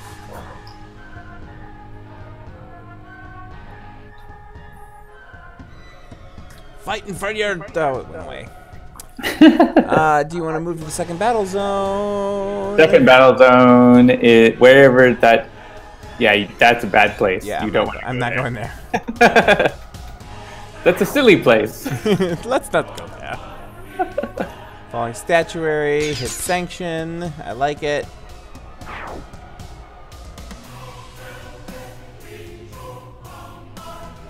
don't like that message. There are no valid heroes to fix that.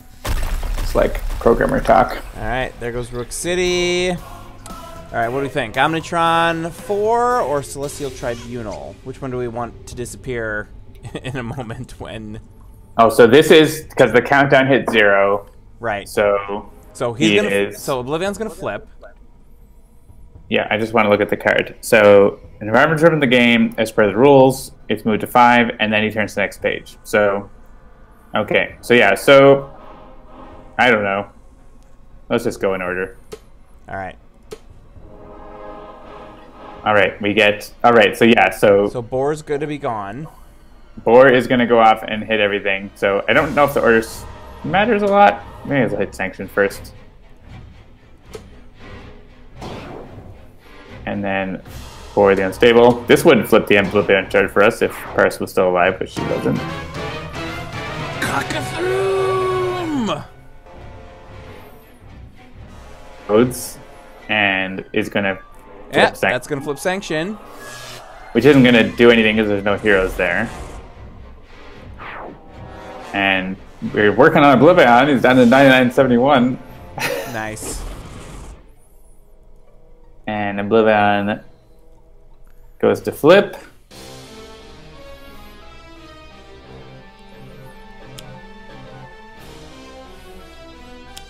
So he's down to 180.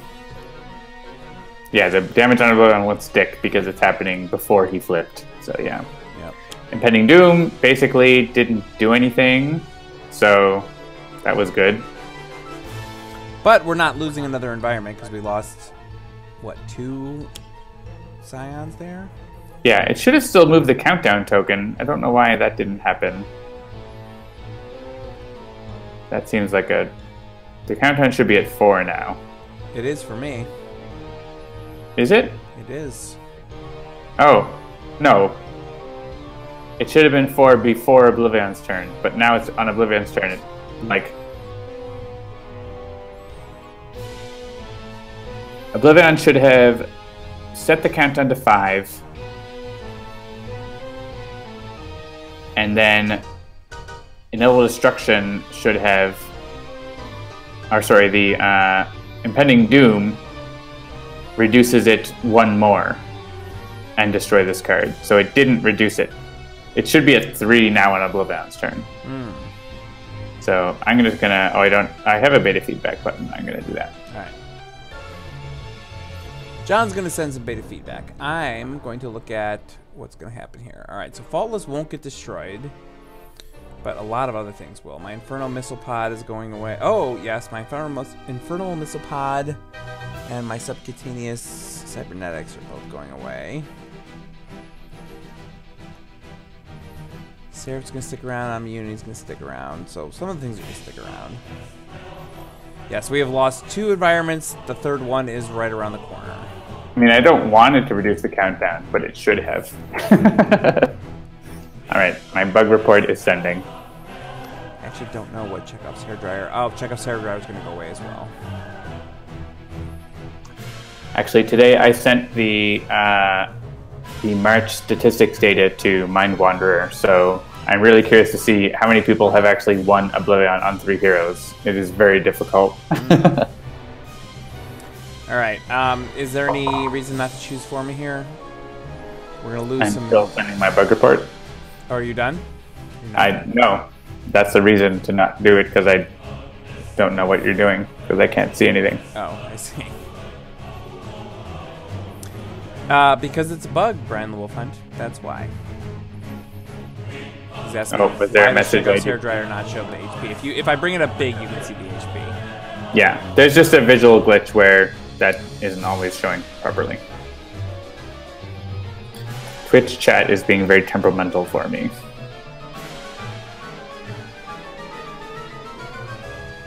.55% says Sanvar, but I don't know what that's about. Well, you know that Sanvar knows what it's about. Sanvar pays attention. Oh, did Mind Wanderer get the stats up? There you go. Oh, there it is. A 7.5% win rate for 3 heroes. What about for more heroes? I'm sure they're higher. Yeah. Uh-oh.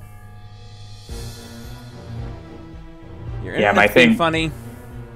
My internet might be funny.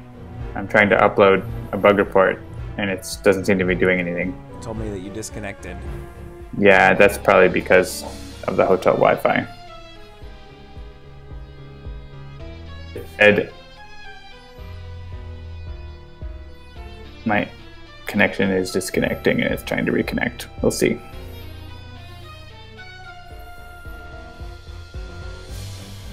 We'll let this wait for a second. If it doesn't, then we have a backup. Don't worry. We can still continue this game and complete it. I'm just finishing the bug report before I hit rejoin. That's fine. That's important. 4 heroes is almost 20%, says Sonbar. That's a huge difference. More than twice as often. And then 5 heroes is 27%. That's interesting, yeah. That's about like 1 in 4, like sort of roughly, with 4 and 5 heroes is about my experience too.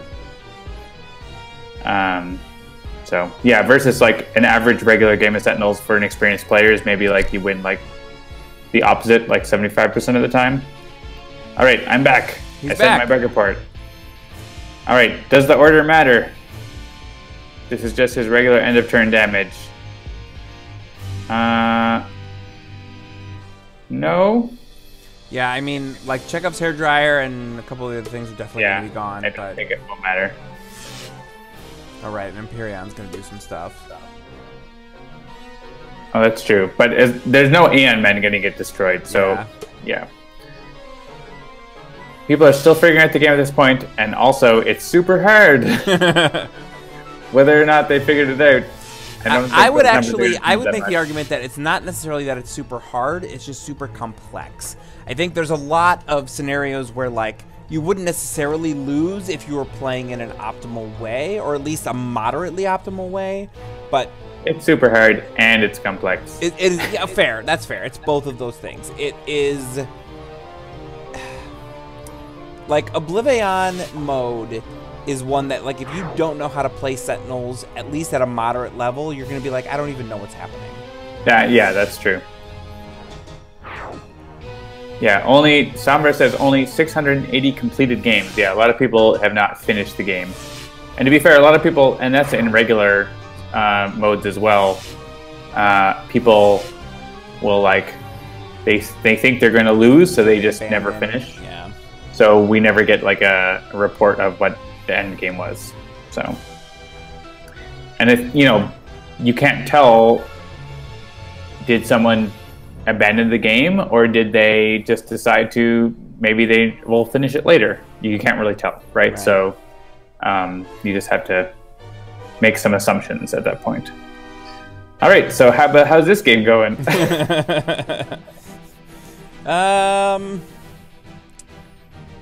Yeah, I mean, Nature's Compulsion, it's fine, it's great and everything. Now it's time to kill OblivAeon. So, Nature's Compulsion, meh. Yeah, I'm gonna do this. Play cards and do killings. Oh, okay, good. I think I can blow up all the environment cards. No, I played that card already. I got the microfabricator.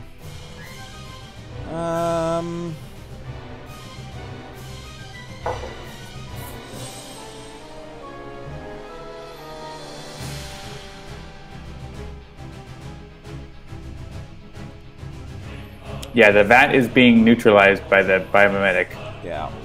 At the moment. The vat is being neutralized by the other vat. By the other vat, yeah.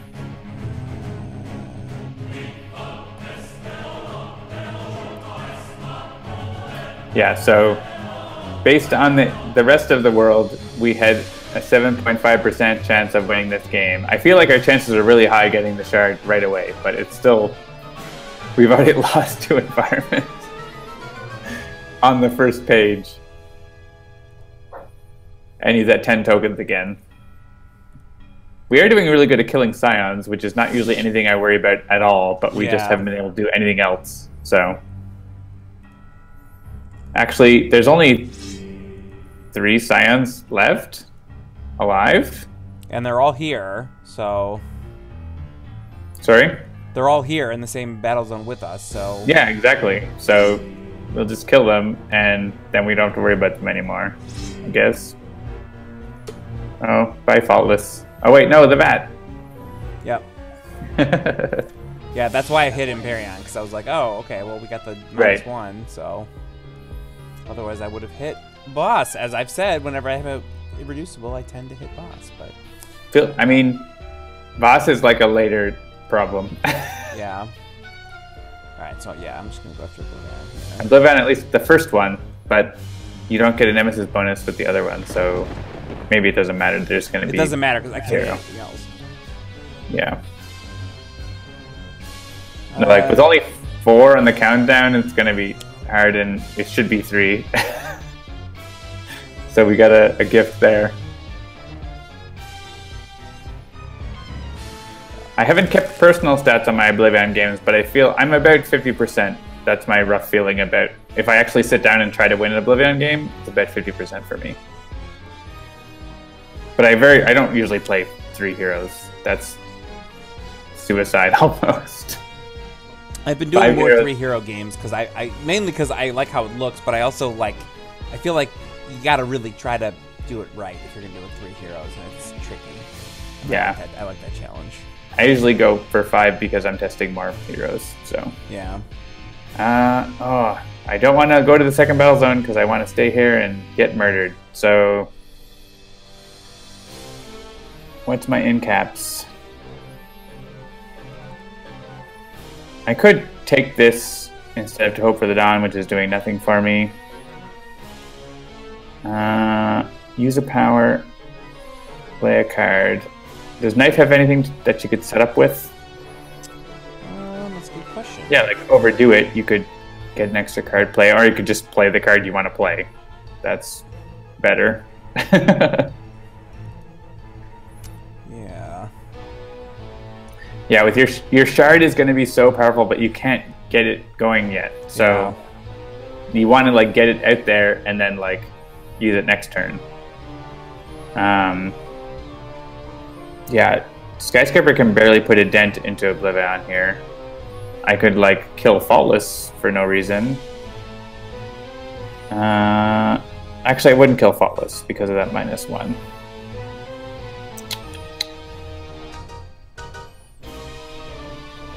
What I could do is use the Incap ability to get Tectonic Chokeslam. But that would... I mean, Faultless is going to be dead. There's nothing we can do about Faultless. Yeah. Faultless is one of those where, like, if it happens that it works out, great. But if you're trying to optimize for keeping Faultless around, that tends to be a fool's errand. Yeah. I feel like these Vats are not our friends, so I'm going to get rid of them. Though, I mean, we could get rid of the shield. Doesn't matter. I'm going to do this. For good or ill. Skyscraper should never get the OblivAeon shard. Probably that would be a very dangerous thing for Skyscraper. Yeah.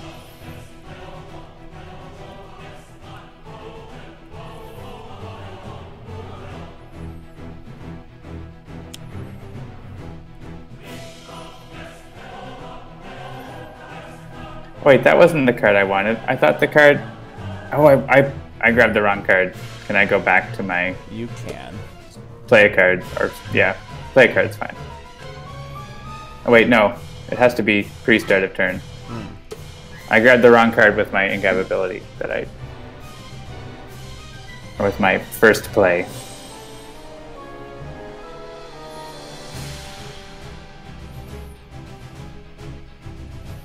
Skyscraper, play a card, rest and recover. That's the one, but I picked the wrong one. I wanted the one that destroys environment cards. Emergency evac.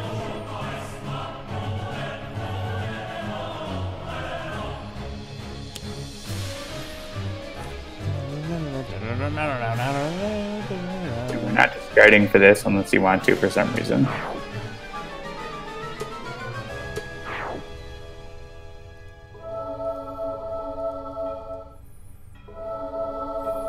You all things.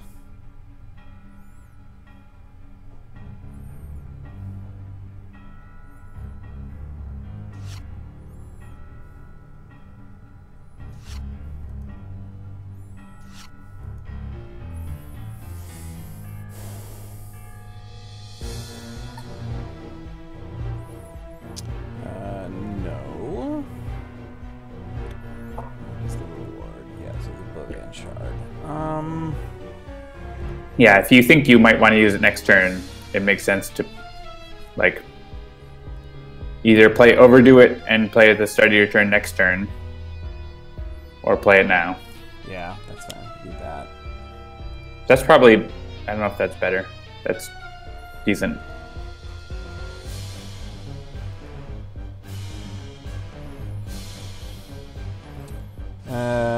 Void Soul or OblivAeon?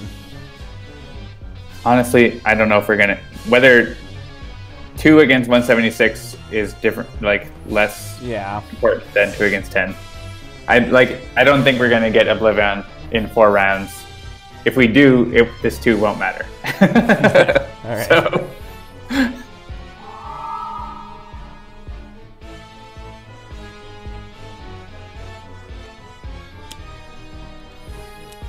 Labrat. Come on. Oh, Labrat. Get out of here.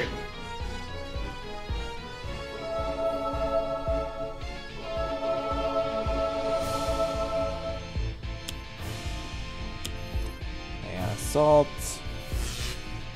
Yes, please bring all the Ant-Men over here. Hey, Faultless is alive and giving us hit points. Oh yeah, so we get to use powers here.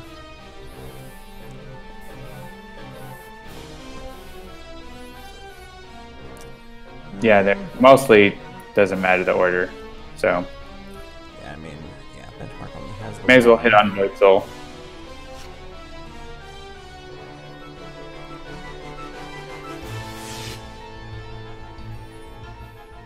I can draw 2 cards.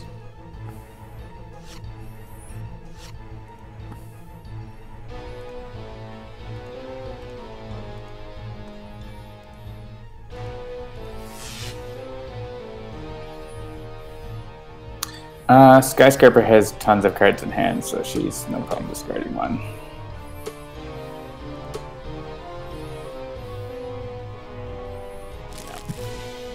Oof. Oh, ouch. Yeah. I guess we didn't need to hit Void Soul because Boss is going to kill him, but I think it makes sense to kill Void Soul to stop what he's going to do, and we also all heal 3, so. He does add more tokens, which is going to make OblivAeon do bad things, so maybe we shouldn't have done that, but...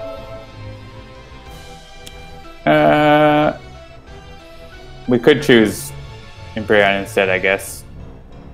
You want to do that? Sure. Okay. I forgot about the Voss adding tokens thing. Right. It happens rarely, but...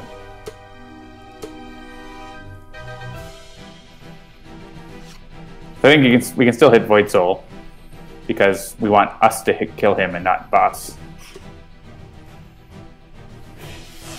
Is it possible to get Empyrean down to the point? No, I don't think it is. Well, Empyrean just flips if he gets to 0. Oh, yeah, right, okay.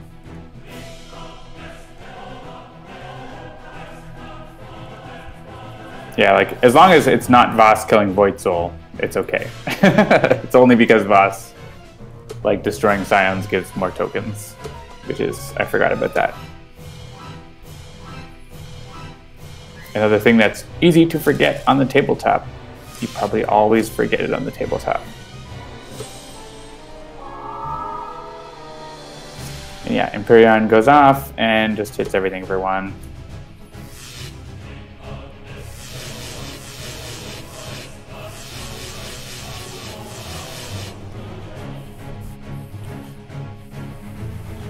And then Void Soul is making Faultless do this, so we can have Faultless kill the rat if we want. Rat first, yep.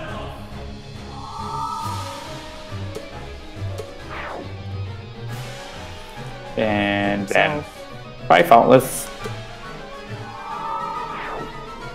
You've been helpful.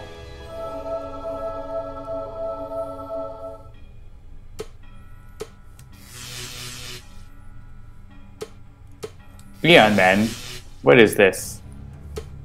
An hour ago? Yeah, they all came over. There's like literally nothing happening in Battlezone 2 right now. Oh yeah, there's 0 cards in play except the Battlezone card. And sure, Omnitron's like, I'm doing stuff, I exist.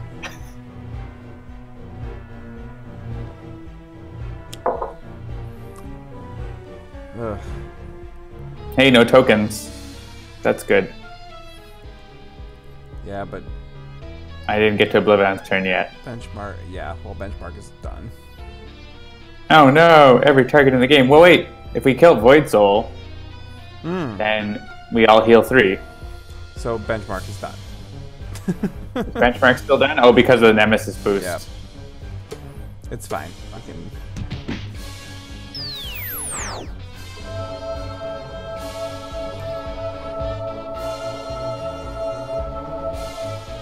Oh, but he's just done. Yeah, he's just done. That's too bad.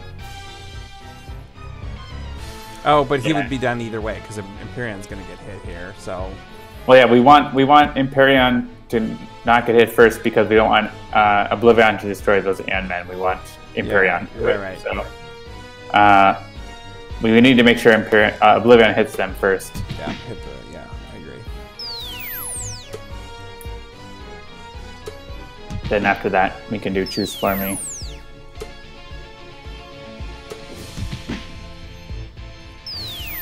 And the last Vassal.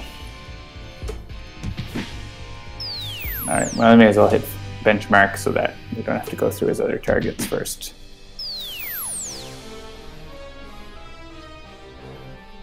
It's like, oh! Whoop! The list is so much shorter now. Yeah, thanks Empyreon for cleaning up all those Ant-Men.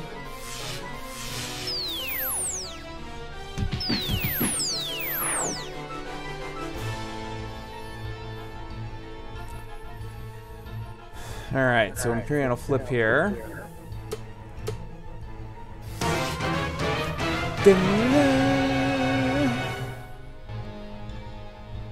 Brian the Wolf Hunt. I thought OblivAeon killed all the Ant-Men. He didn't. We destroyed Master, which got rid of them, but there was an Ant Assault got played, which made more come. Alright, Benchmark has the Hairdryer, and Seraph, and Omni-Unity. I'm feeling a Mr. Fixer. Ooh, I like it. That was one of the ones I was thinking about doing earlier, so...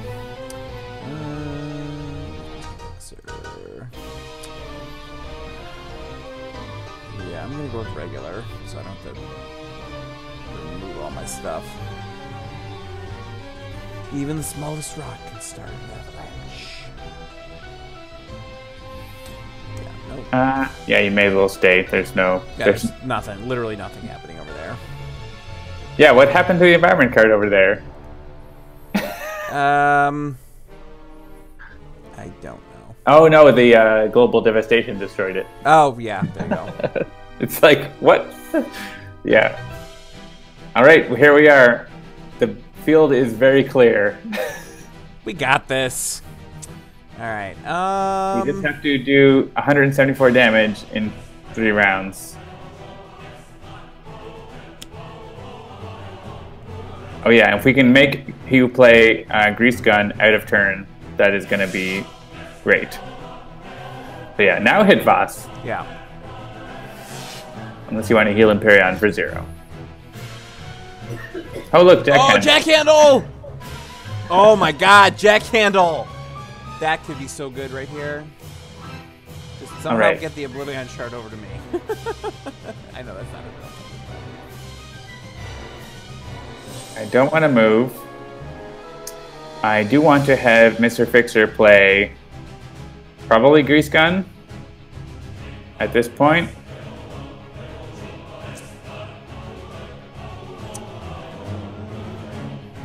I mean, it doesn't have to be.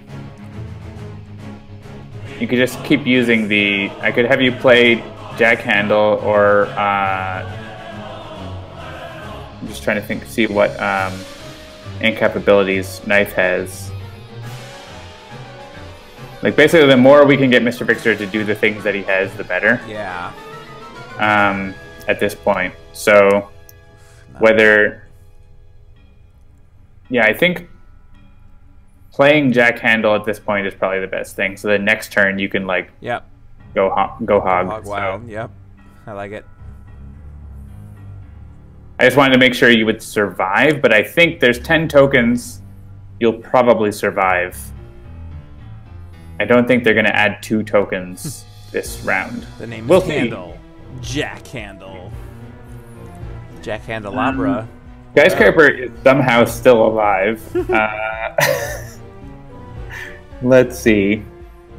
I could left hook to do a little damage. I could linking incursion.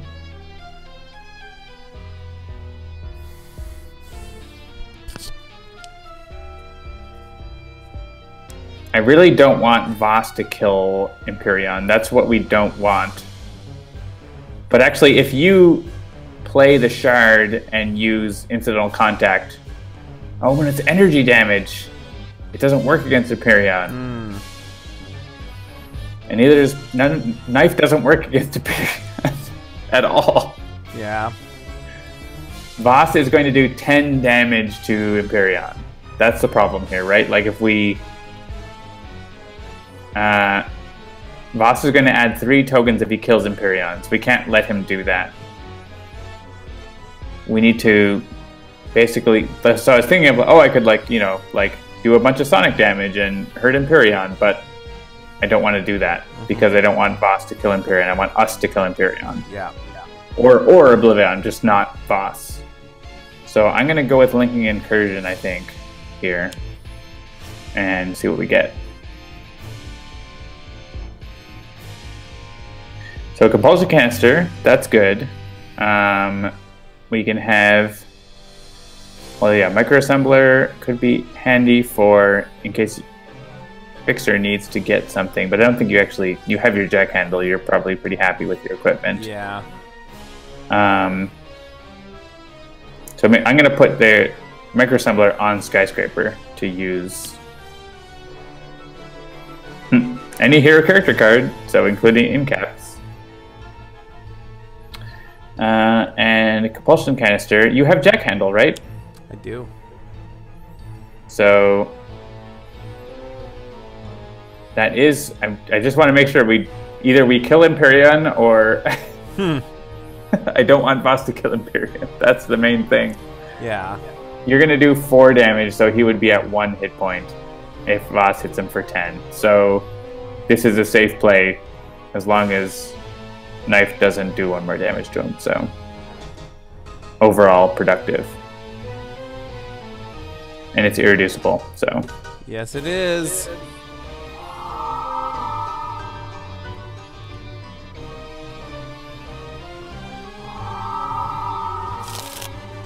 The power of Skyscraper compels you. Alright, and then I could... Yeah, so I could look for another Compulsion Canister or something else. Actually, I could block Voss from dealing the hero target 10 damage. That's good. Let me do that. I want the link that does that. Yeah, I need to discard a card to get that.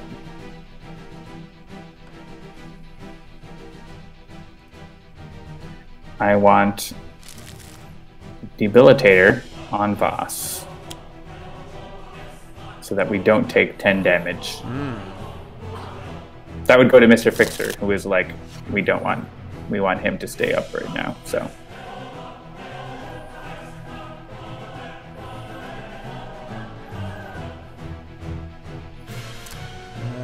No. Alright, what are my incaps? Let's see, we got draw a card. One player may shuffle a trash in their deck. Reveal the top card of the villain deck, then replace it. Got one player draw a card, destroy an environment card, put an ongoing card in play on top of its associated deck. Alright, so none of that is... You don't have the best end caps. Yeah, none of that is really great. I mean, you could take on the objective and then just peace out. Like, you don't need to stay in this battle zone and get, like, murdered, right? So, at the end of your turn, like, leave, even after using the shard. Yeah, that's fine. That's... I mean... Omnitron-IV might murder you, but... yeah, that's fine. Good.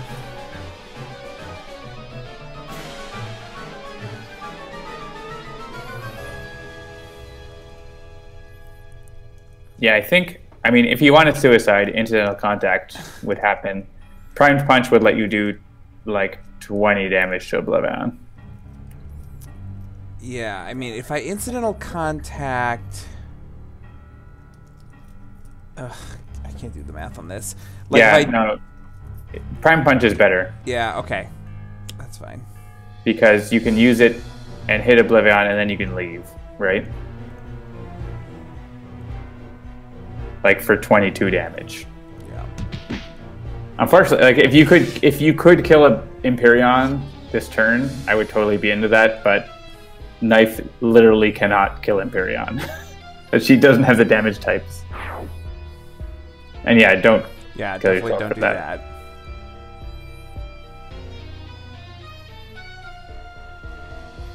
Alright, and you're over there with Omnitron-IV, which might kill you.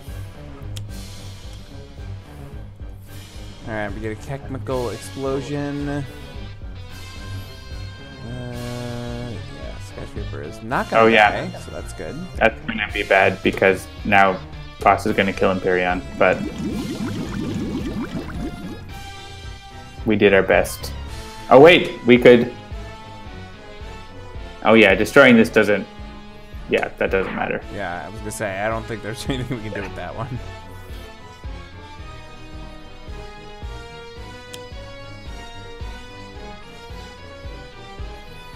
Oof. Alright, so we're losing our last environment, but we're still not completely out, right? Oh, we're losing Skyscraper. We're losing Skyscraper.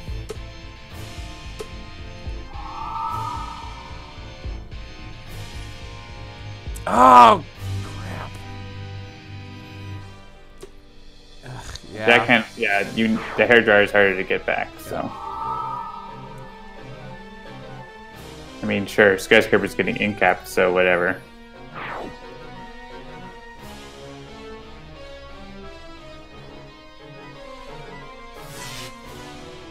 Oh, OblivAeon's unfair! He kills the Empyreon and hit Mr. Fixer for too much damage. Ugh. Come on. At least you can draw a card and use a power.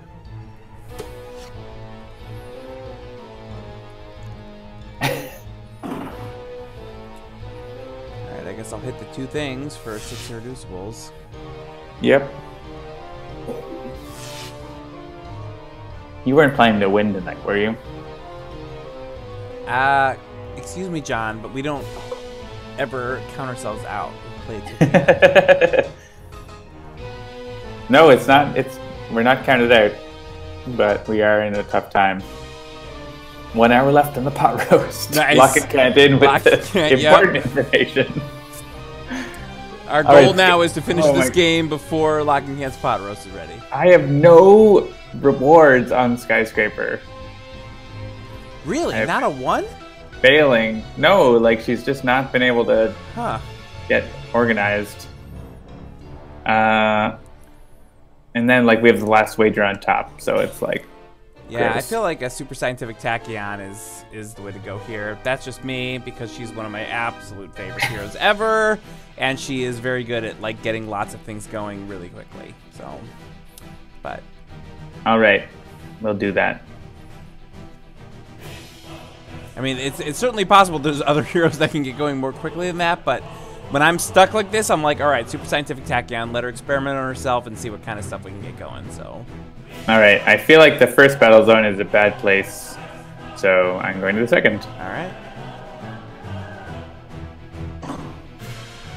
Actually, this might save Knife. We'll see.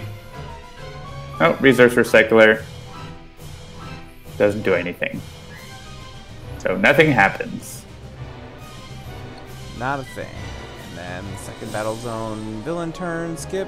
Well, not skip, but there's nothing much going on. In the chat, we're talking about Earth Prime. Yeah, we're looking forward to that too.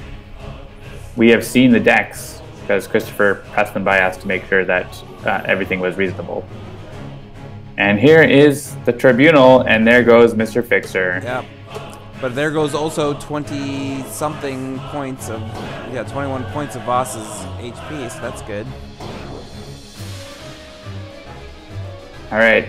I suggest the other makes Mr. Fixer. Yeah, that's fine. I'll take the other Mr. Fixer. Or whatever you want. Like, the hairdryer is just super good with him. Yeah. Oh no, OblivAeon is doing too? Oh. just enough to Knife because he moved over. Brutal. All right. Okay. So Prime. No. So we have an opportunity here. We've got two rounds, basically 2 rounds. So no, there's the third phase. Oh yeah, if the counter gets to 0, we lose because an environment's destroyed. Right. So 2 rounds to do 133 damage. So who can do that? Action Hero Stuntman. I don't know how to play Stuntman very well. I think the problem is with the shard. It takes a whole round to get it into play. Yeah, to get it going. And there's not that many tokens in play right now. I think I would go with... we already have a Tachyon, so we can't bring in the Tachyon that works really well with the shard. That's on you. Okay. But I would bring in the other Mr. Fixer on the first hero and Action Hero Stuntman on the second. All right, done. Guys will save the day. Yeah. All right. Am I moving? Yeah, we have to go where OblivAeon is. All right. And then you said... And the reward we have to choose from is the stupid Wager Master one. This calls for more rum. Yeah, amen to that. It's one of those games where we did everything right at the start, but the inevitable. Alright, so what am I going to do here? You definitely need to regain your hairdryer. Yeah. Unless you have a better idea. No, hairdryer is good. Just too good. Yeah.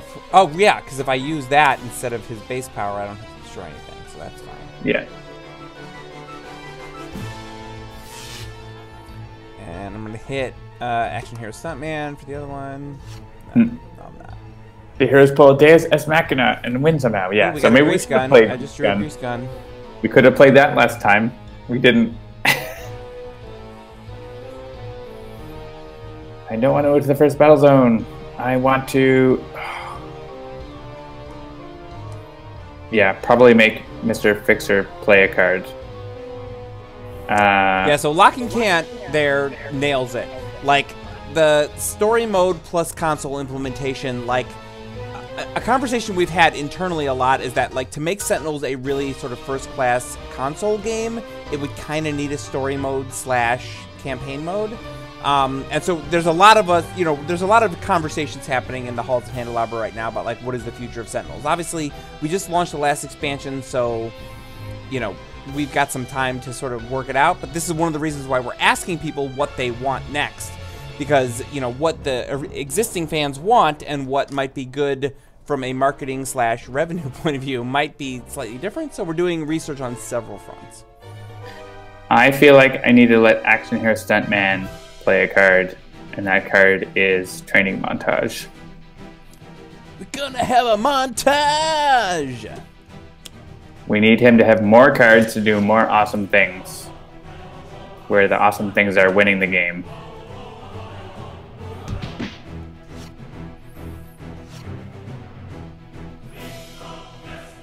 Pistolet.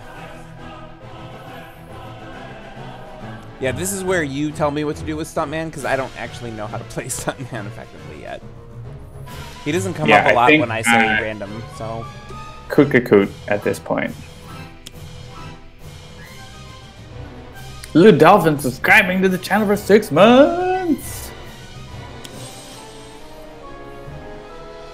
That's our boy. Yeah, but Louis, that's exactly it. Like, if we could get another 100 or 200,000 people playing Sentinels by going to console, that would be better for everyone, because that would give us the ability to then do, you know, story mode, or, you know, Scene Workshop support, or Sentinels Worth Prime, or whatever. So, you know, we're doing research. That's the best I can tell you about that, is we're doing the research we need to do to figure out what the best choice is. So I should experiment on OblivAeon's deck, right? That's yeah, that seems like a solid plan. Go for it. I'm feeling like Stuntman's deck. Honestly. I don't know what the breakdown of Stuntman's deck is, so I don't know. I don't know, but I'm clicking on it. Discard. It's alright. It was worth a try.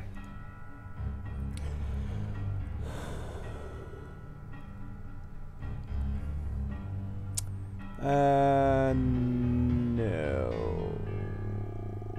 Brian LeWolfon points out we have accomplished what we wanted to do by releasing OblivAeon. That is true. That is true. You gotta get that shard. Yep. You need the shard.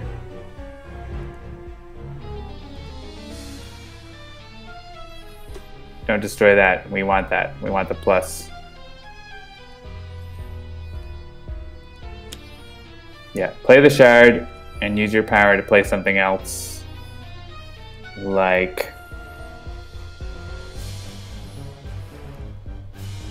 yeah, moving target is great, but we're not going to get to. You're not going to get to use it, right? Like, you'll get destroy the card and use the power effect, but not the other part.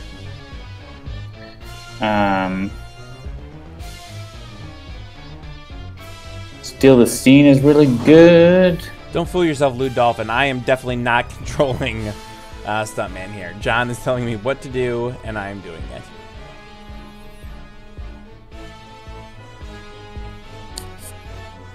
Yeah. I really want, like, you want to be going full ham with Stuntman once the shard is activated. Yeah. So, stylish armor right now. And then we need to, yeah, you really needed a dramatic cliffhanger or in medias res. Yeah. But, like, we need to have another round, which we don't have right now. Yes, John is definitely controlling me, Satisine. Lou Dolphin is going to be streaming OblivAeon on Saturday. Unfortunately, I probably won't be able to join. I was hoping I might be able to join, but I will be touring the Panama Canal. So I might be able to join in at some point, but we'll see. Touring the Panama Canal, that old chestnut. Yeah, I'll be in the canal with cargo ships and other exciting things. Ooh, if you play cargo ships now, that's an equipment card, and then that way we could win against OblivAeon. Ugh, yeah, destroy the thing. I don't care.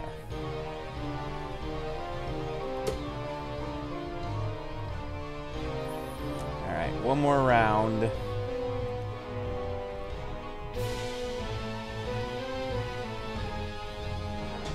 This is where some people would just be like, oh, I'm quitting and starting over. You shouldn't quit. Like, play the game.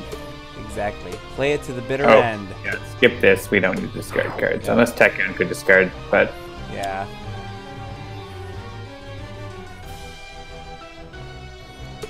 Shut up, OblivAeon. Enough already. He's only doing 3 damage. It's not so bad. All right, he's got one point on his countdown. Yes. We need to convert 9,999 damage to hit him.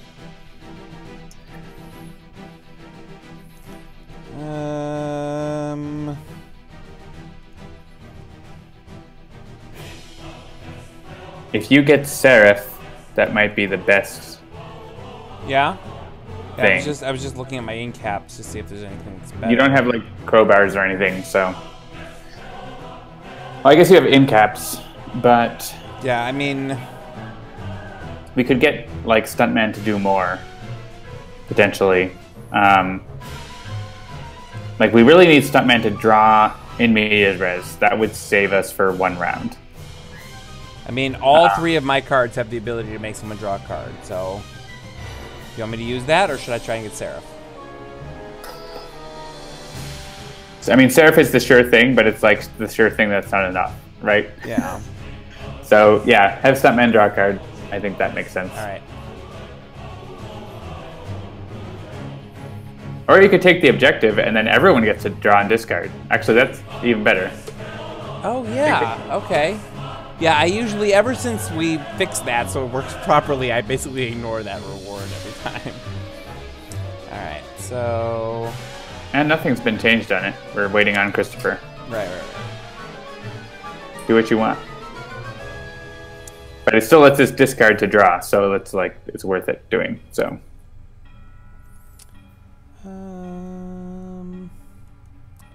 Yeah, I mean, max damage means overdrive, but also that destroys things that we need, so... Yeah, I was thinking Pipe Wrench. Sure, Pipe Wrench is fine. Just to get the extra 1. And then use your Tear Dryer and target Tachyon as well. Yeah, okay. These are desperate times.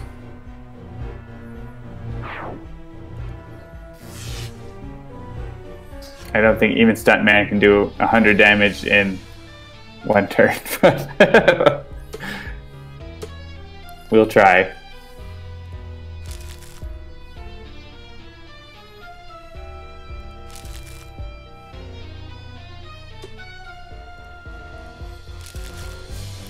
Alright, dual crowbars. Yeah, there's the crowbars. Blinding speed. Useless. And stylish armor. Yeah, this is not looking like a good time. Yeah, this is probably going to have Stuntman play a card.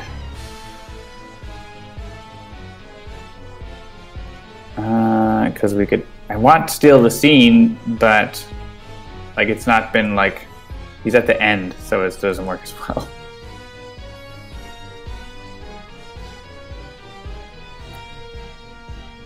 Is Voss is still here, right? No, yep. Voss is in the other zone. Yeah, I mean, he's here in that he is around, but he's in the other battle zone. Yeah.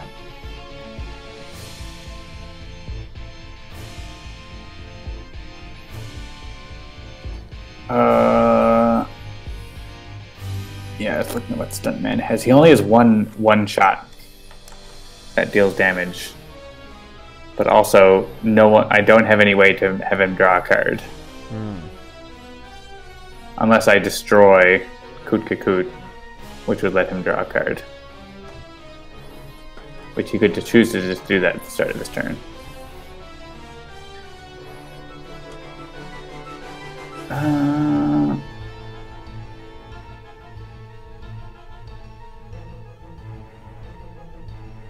Alright, let's play... Well, use a power. And then use your power and play moving target.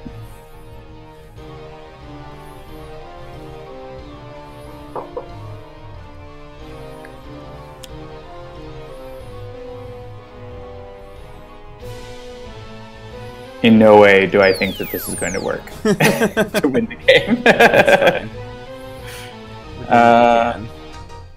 Yeah, Resource Recycler is like doing very nothing. I guess it's going to play a drone. So yeah, max damage to OblivAeon, which is 4. Good job, Tachyon. Just play your best card. That's all you need to do. That's the wrong card. I played the wrong card. Just in case, we'll rewind. That's probably going to matter.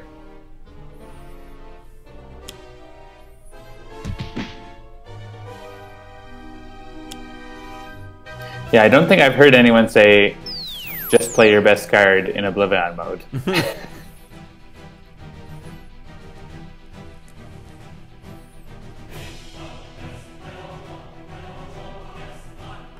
Alright, bottom 2 cards of a deck. I think it has to be Stuntman. That's the only thing that could, like, potentially change the game. Alright.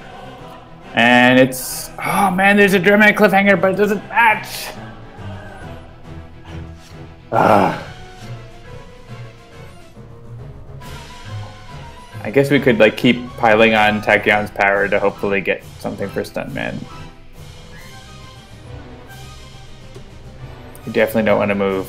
Yeah, incapability. You could try having Tachyon again.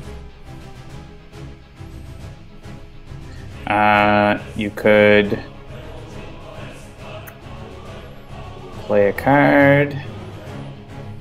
I mean, having Tachyon try to use her power on Stuntman again to hope for a dramatic cliffhanger. And then get an immediate res. Might be the best thing. Oh, we didn't want that. We wanted Tachyon's power. Oh, I did it wrong. I swear I did what I thought I was doing. Alright. Sorry, so no. In cap. Use a power. Tachyon. You must have just clicked wrong. Yeah, I must have misclicked. I figured it. Oh my god! Alright, so... Alright, what are we doing? It's not really doing much, but it's exciting. So... This is so weird. So we can play immediate res, which would prevent the violent escalation from happening. So we should just play immediate violent escalation first. Okay. That's hilarious. We did get immediate res, but not when we wanted. And you don't want to hit heroes, so...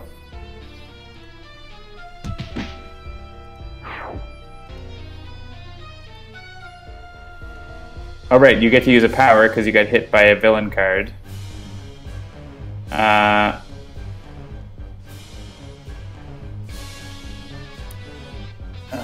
Let's see. Yeah, I think you may as well play Violent Escalation at this point. Sure. He's under 100.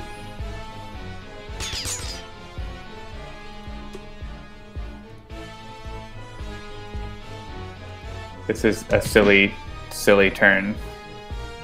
You're going to be playing immediate res before the start of your turn, which will take you once again to your turn.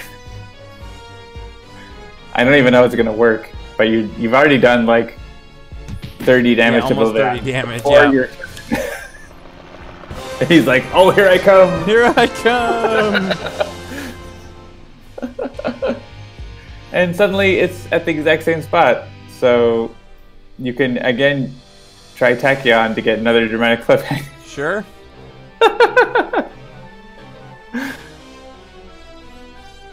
That is so hilarious. And unfortunately, immediate res is gone, which we super needed. But hey, look, we have cards. We are putting a dent into OblivAeon. He's done it. Yeah, I mean that was a solid round or turn right there. We got. It was not even a turn. It was like a weird phase. Yeah, it was a phase of a turn. Do you want to destroy that to get the chance for a dramatic? I think you want to, because you might draw a dramatic cliffhanger, right? Like, it's worth it in case you draw it, and you didn't. Yeah, but yeah, discard Pistolet or something, I guess.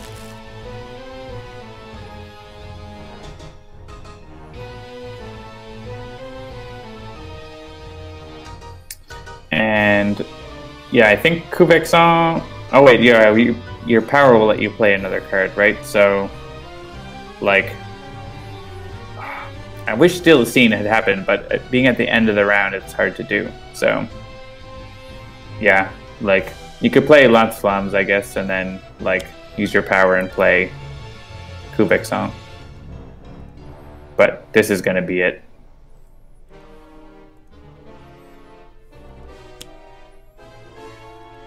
Is 8 damage, so that's not nothing. It's definitely not nothing. But it's like we don't have enough of those. Yeah. To go around. If we could do it more times, then it would work. Dramatic cliffhanger would have helped.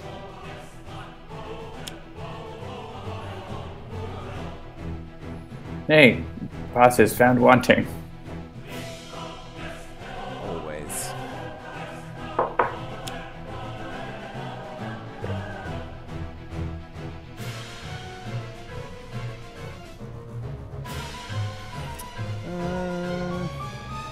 How did we win OblivAeon mode with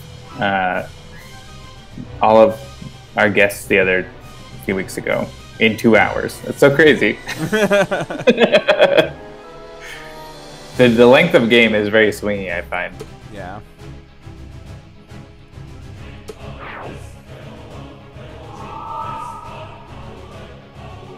Boss is so mad that there's no one here to play with.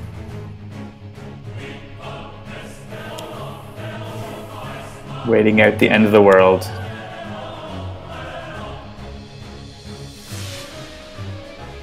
Down to 74 is pretty solid. If we had just got a dramatic cliffhanger, we would have got him probably into like the sort of 30 range. I don't think we would have got it though. But we killed 9 Scions. Been destroyed. If only we could have put all of that productive damage into OblivAeon instead of Scions. The end. Yeah, so, yeah, like all but one of the Scions defeated, 4 environments destroyed. What was it, 14? 1, 2, 3, 4, 5, 6, 7. Heroes? 9, 11. 11 heroes destroyed. There they are. Yeah, we were actually having a conversation with someone. Was it on the stream? I don't remember if it was on the stream or not, but they were talking about how, like, they had never won OblivAeon without destroying all the Scions. And, like, I don't honestly know. I wish I was. Oh, usually I win with like maybe like 4 Scions defeated or something like that. I think most of the times I win, it's not about killing the Scions. It's about focusing OblivAeon until you're done. So yeah, I think the problem that we had was he was on his front side for so long. Yeah. And then once he flipped, we were like in a bad spot. we weren't able to, because of how he flipped, like we weren't able to deal with his hit points at that point. And then, on his 3rd phase, we were still reeling. So it was. And we only had 3 heroes. A bad cycle. Only 3 heroes. So this is added to the stats automatically. Yeah. All right. Well, music. That's what he does. The end of things is silence. Yep. Yeah. I mean, how can there be music if there is no universe or no multiverse? Excuse me. That's right. All right. Well, I guess thanks everyone for joining us. Thanks, Jeremy, for making a depressing stream. All right, so that is going to do it for another episode of Handelabra Live. Don't forget to vote. I think I still have my paste. Yeah, paste that in there. Yeah. Don't forget to vote on the variants so that we can know who the next evolution of Odd Allies will be. Thank you for joining us. We do this every Tuesday night at around 7 p.m. Eastern. If you enjoy the show, please do like, share, follow, subscribe, push the bell, share the things. You know what to do. You're internet denizens. You know what's going on. I'm Jeremy. You can follow me at Mr. J Handel, MRJHANDEL. Joining me is John. You can follow him at Migrant P, spelled just the way it sounds. The P is just the letter P. The P is for programmer. Migrant P. Migrant programmer. That's what it is.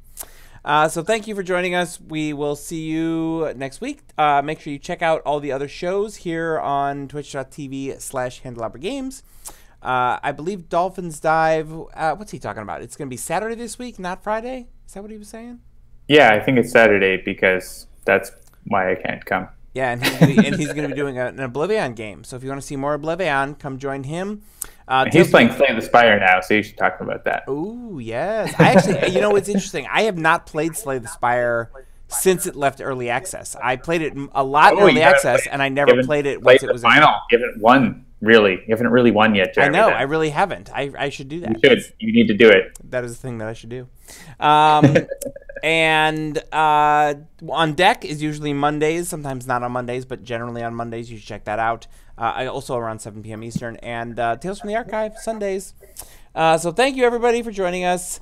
Good night. Good night. Good night. We'll see you around. Bye.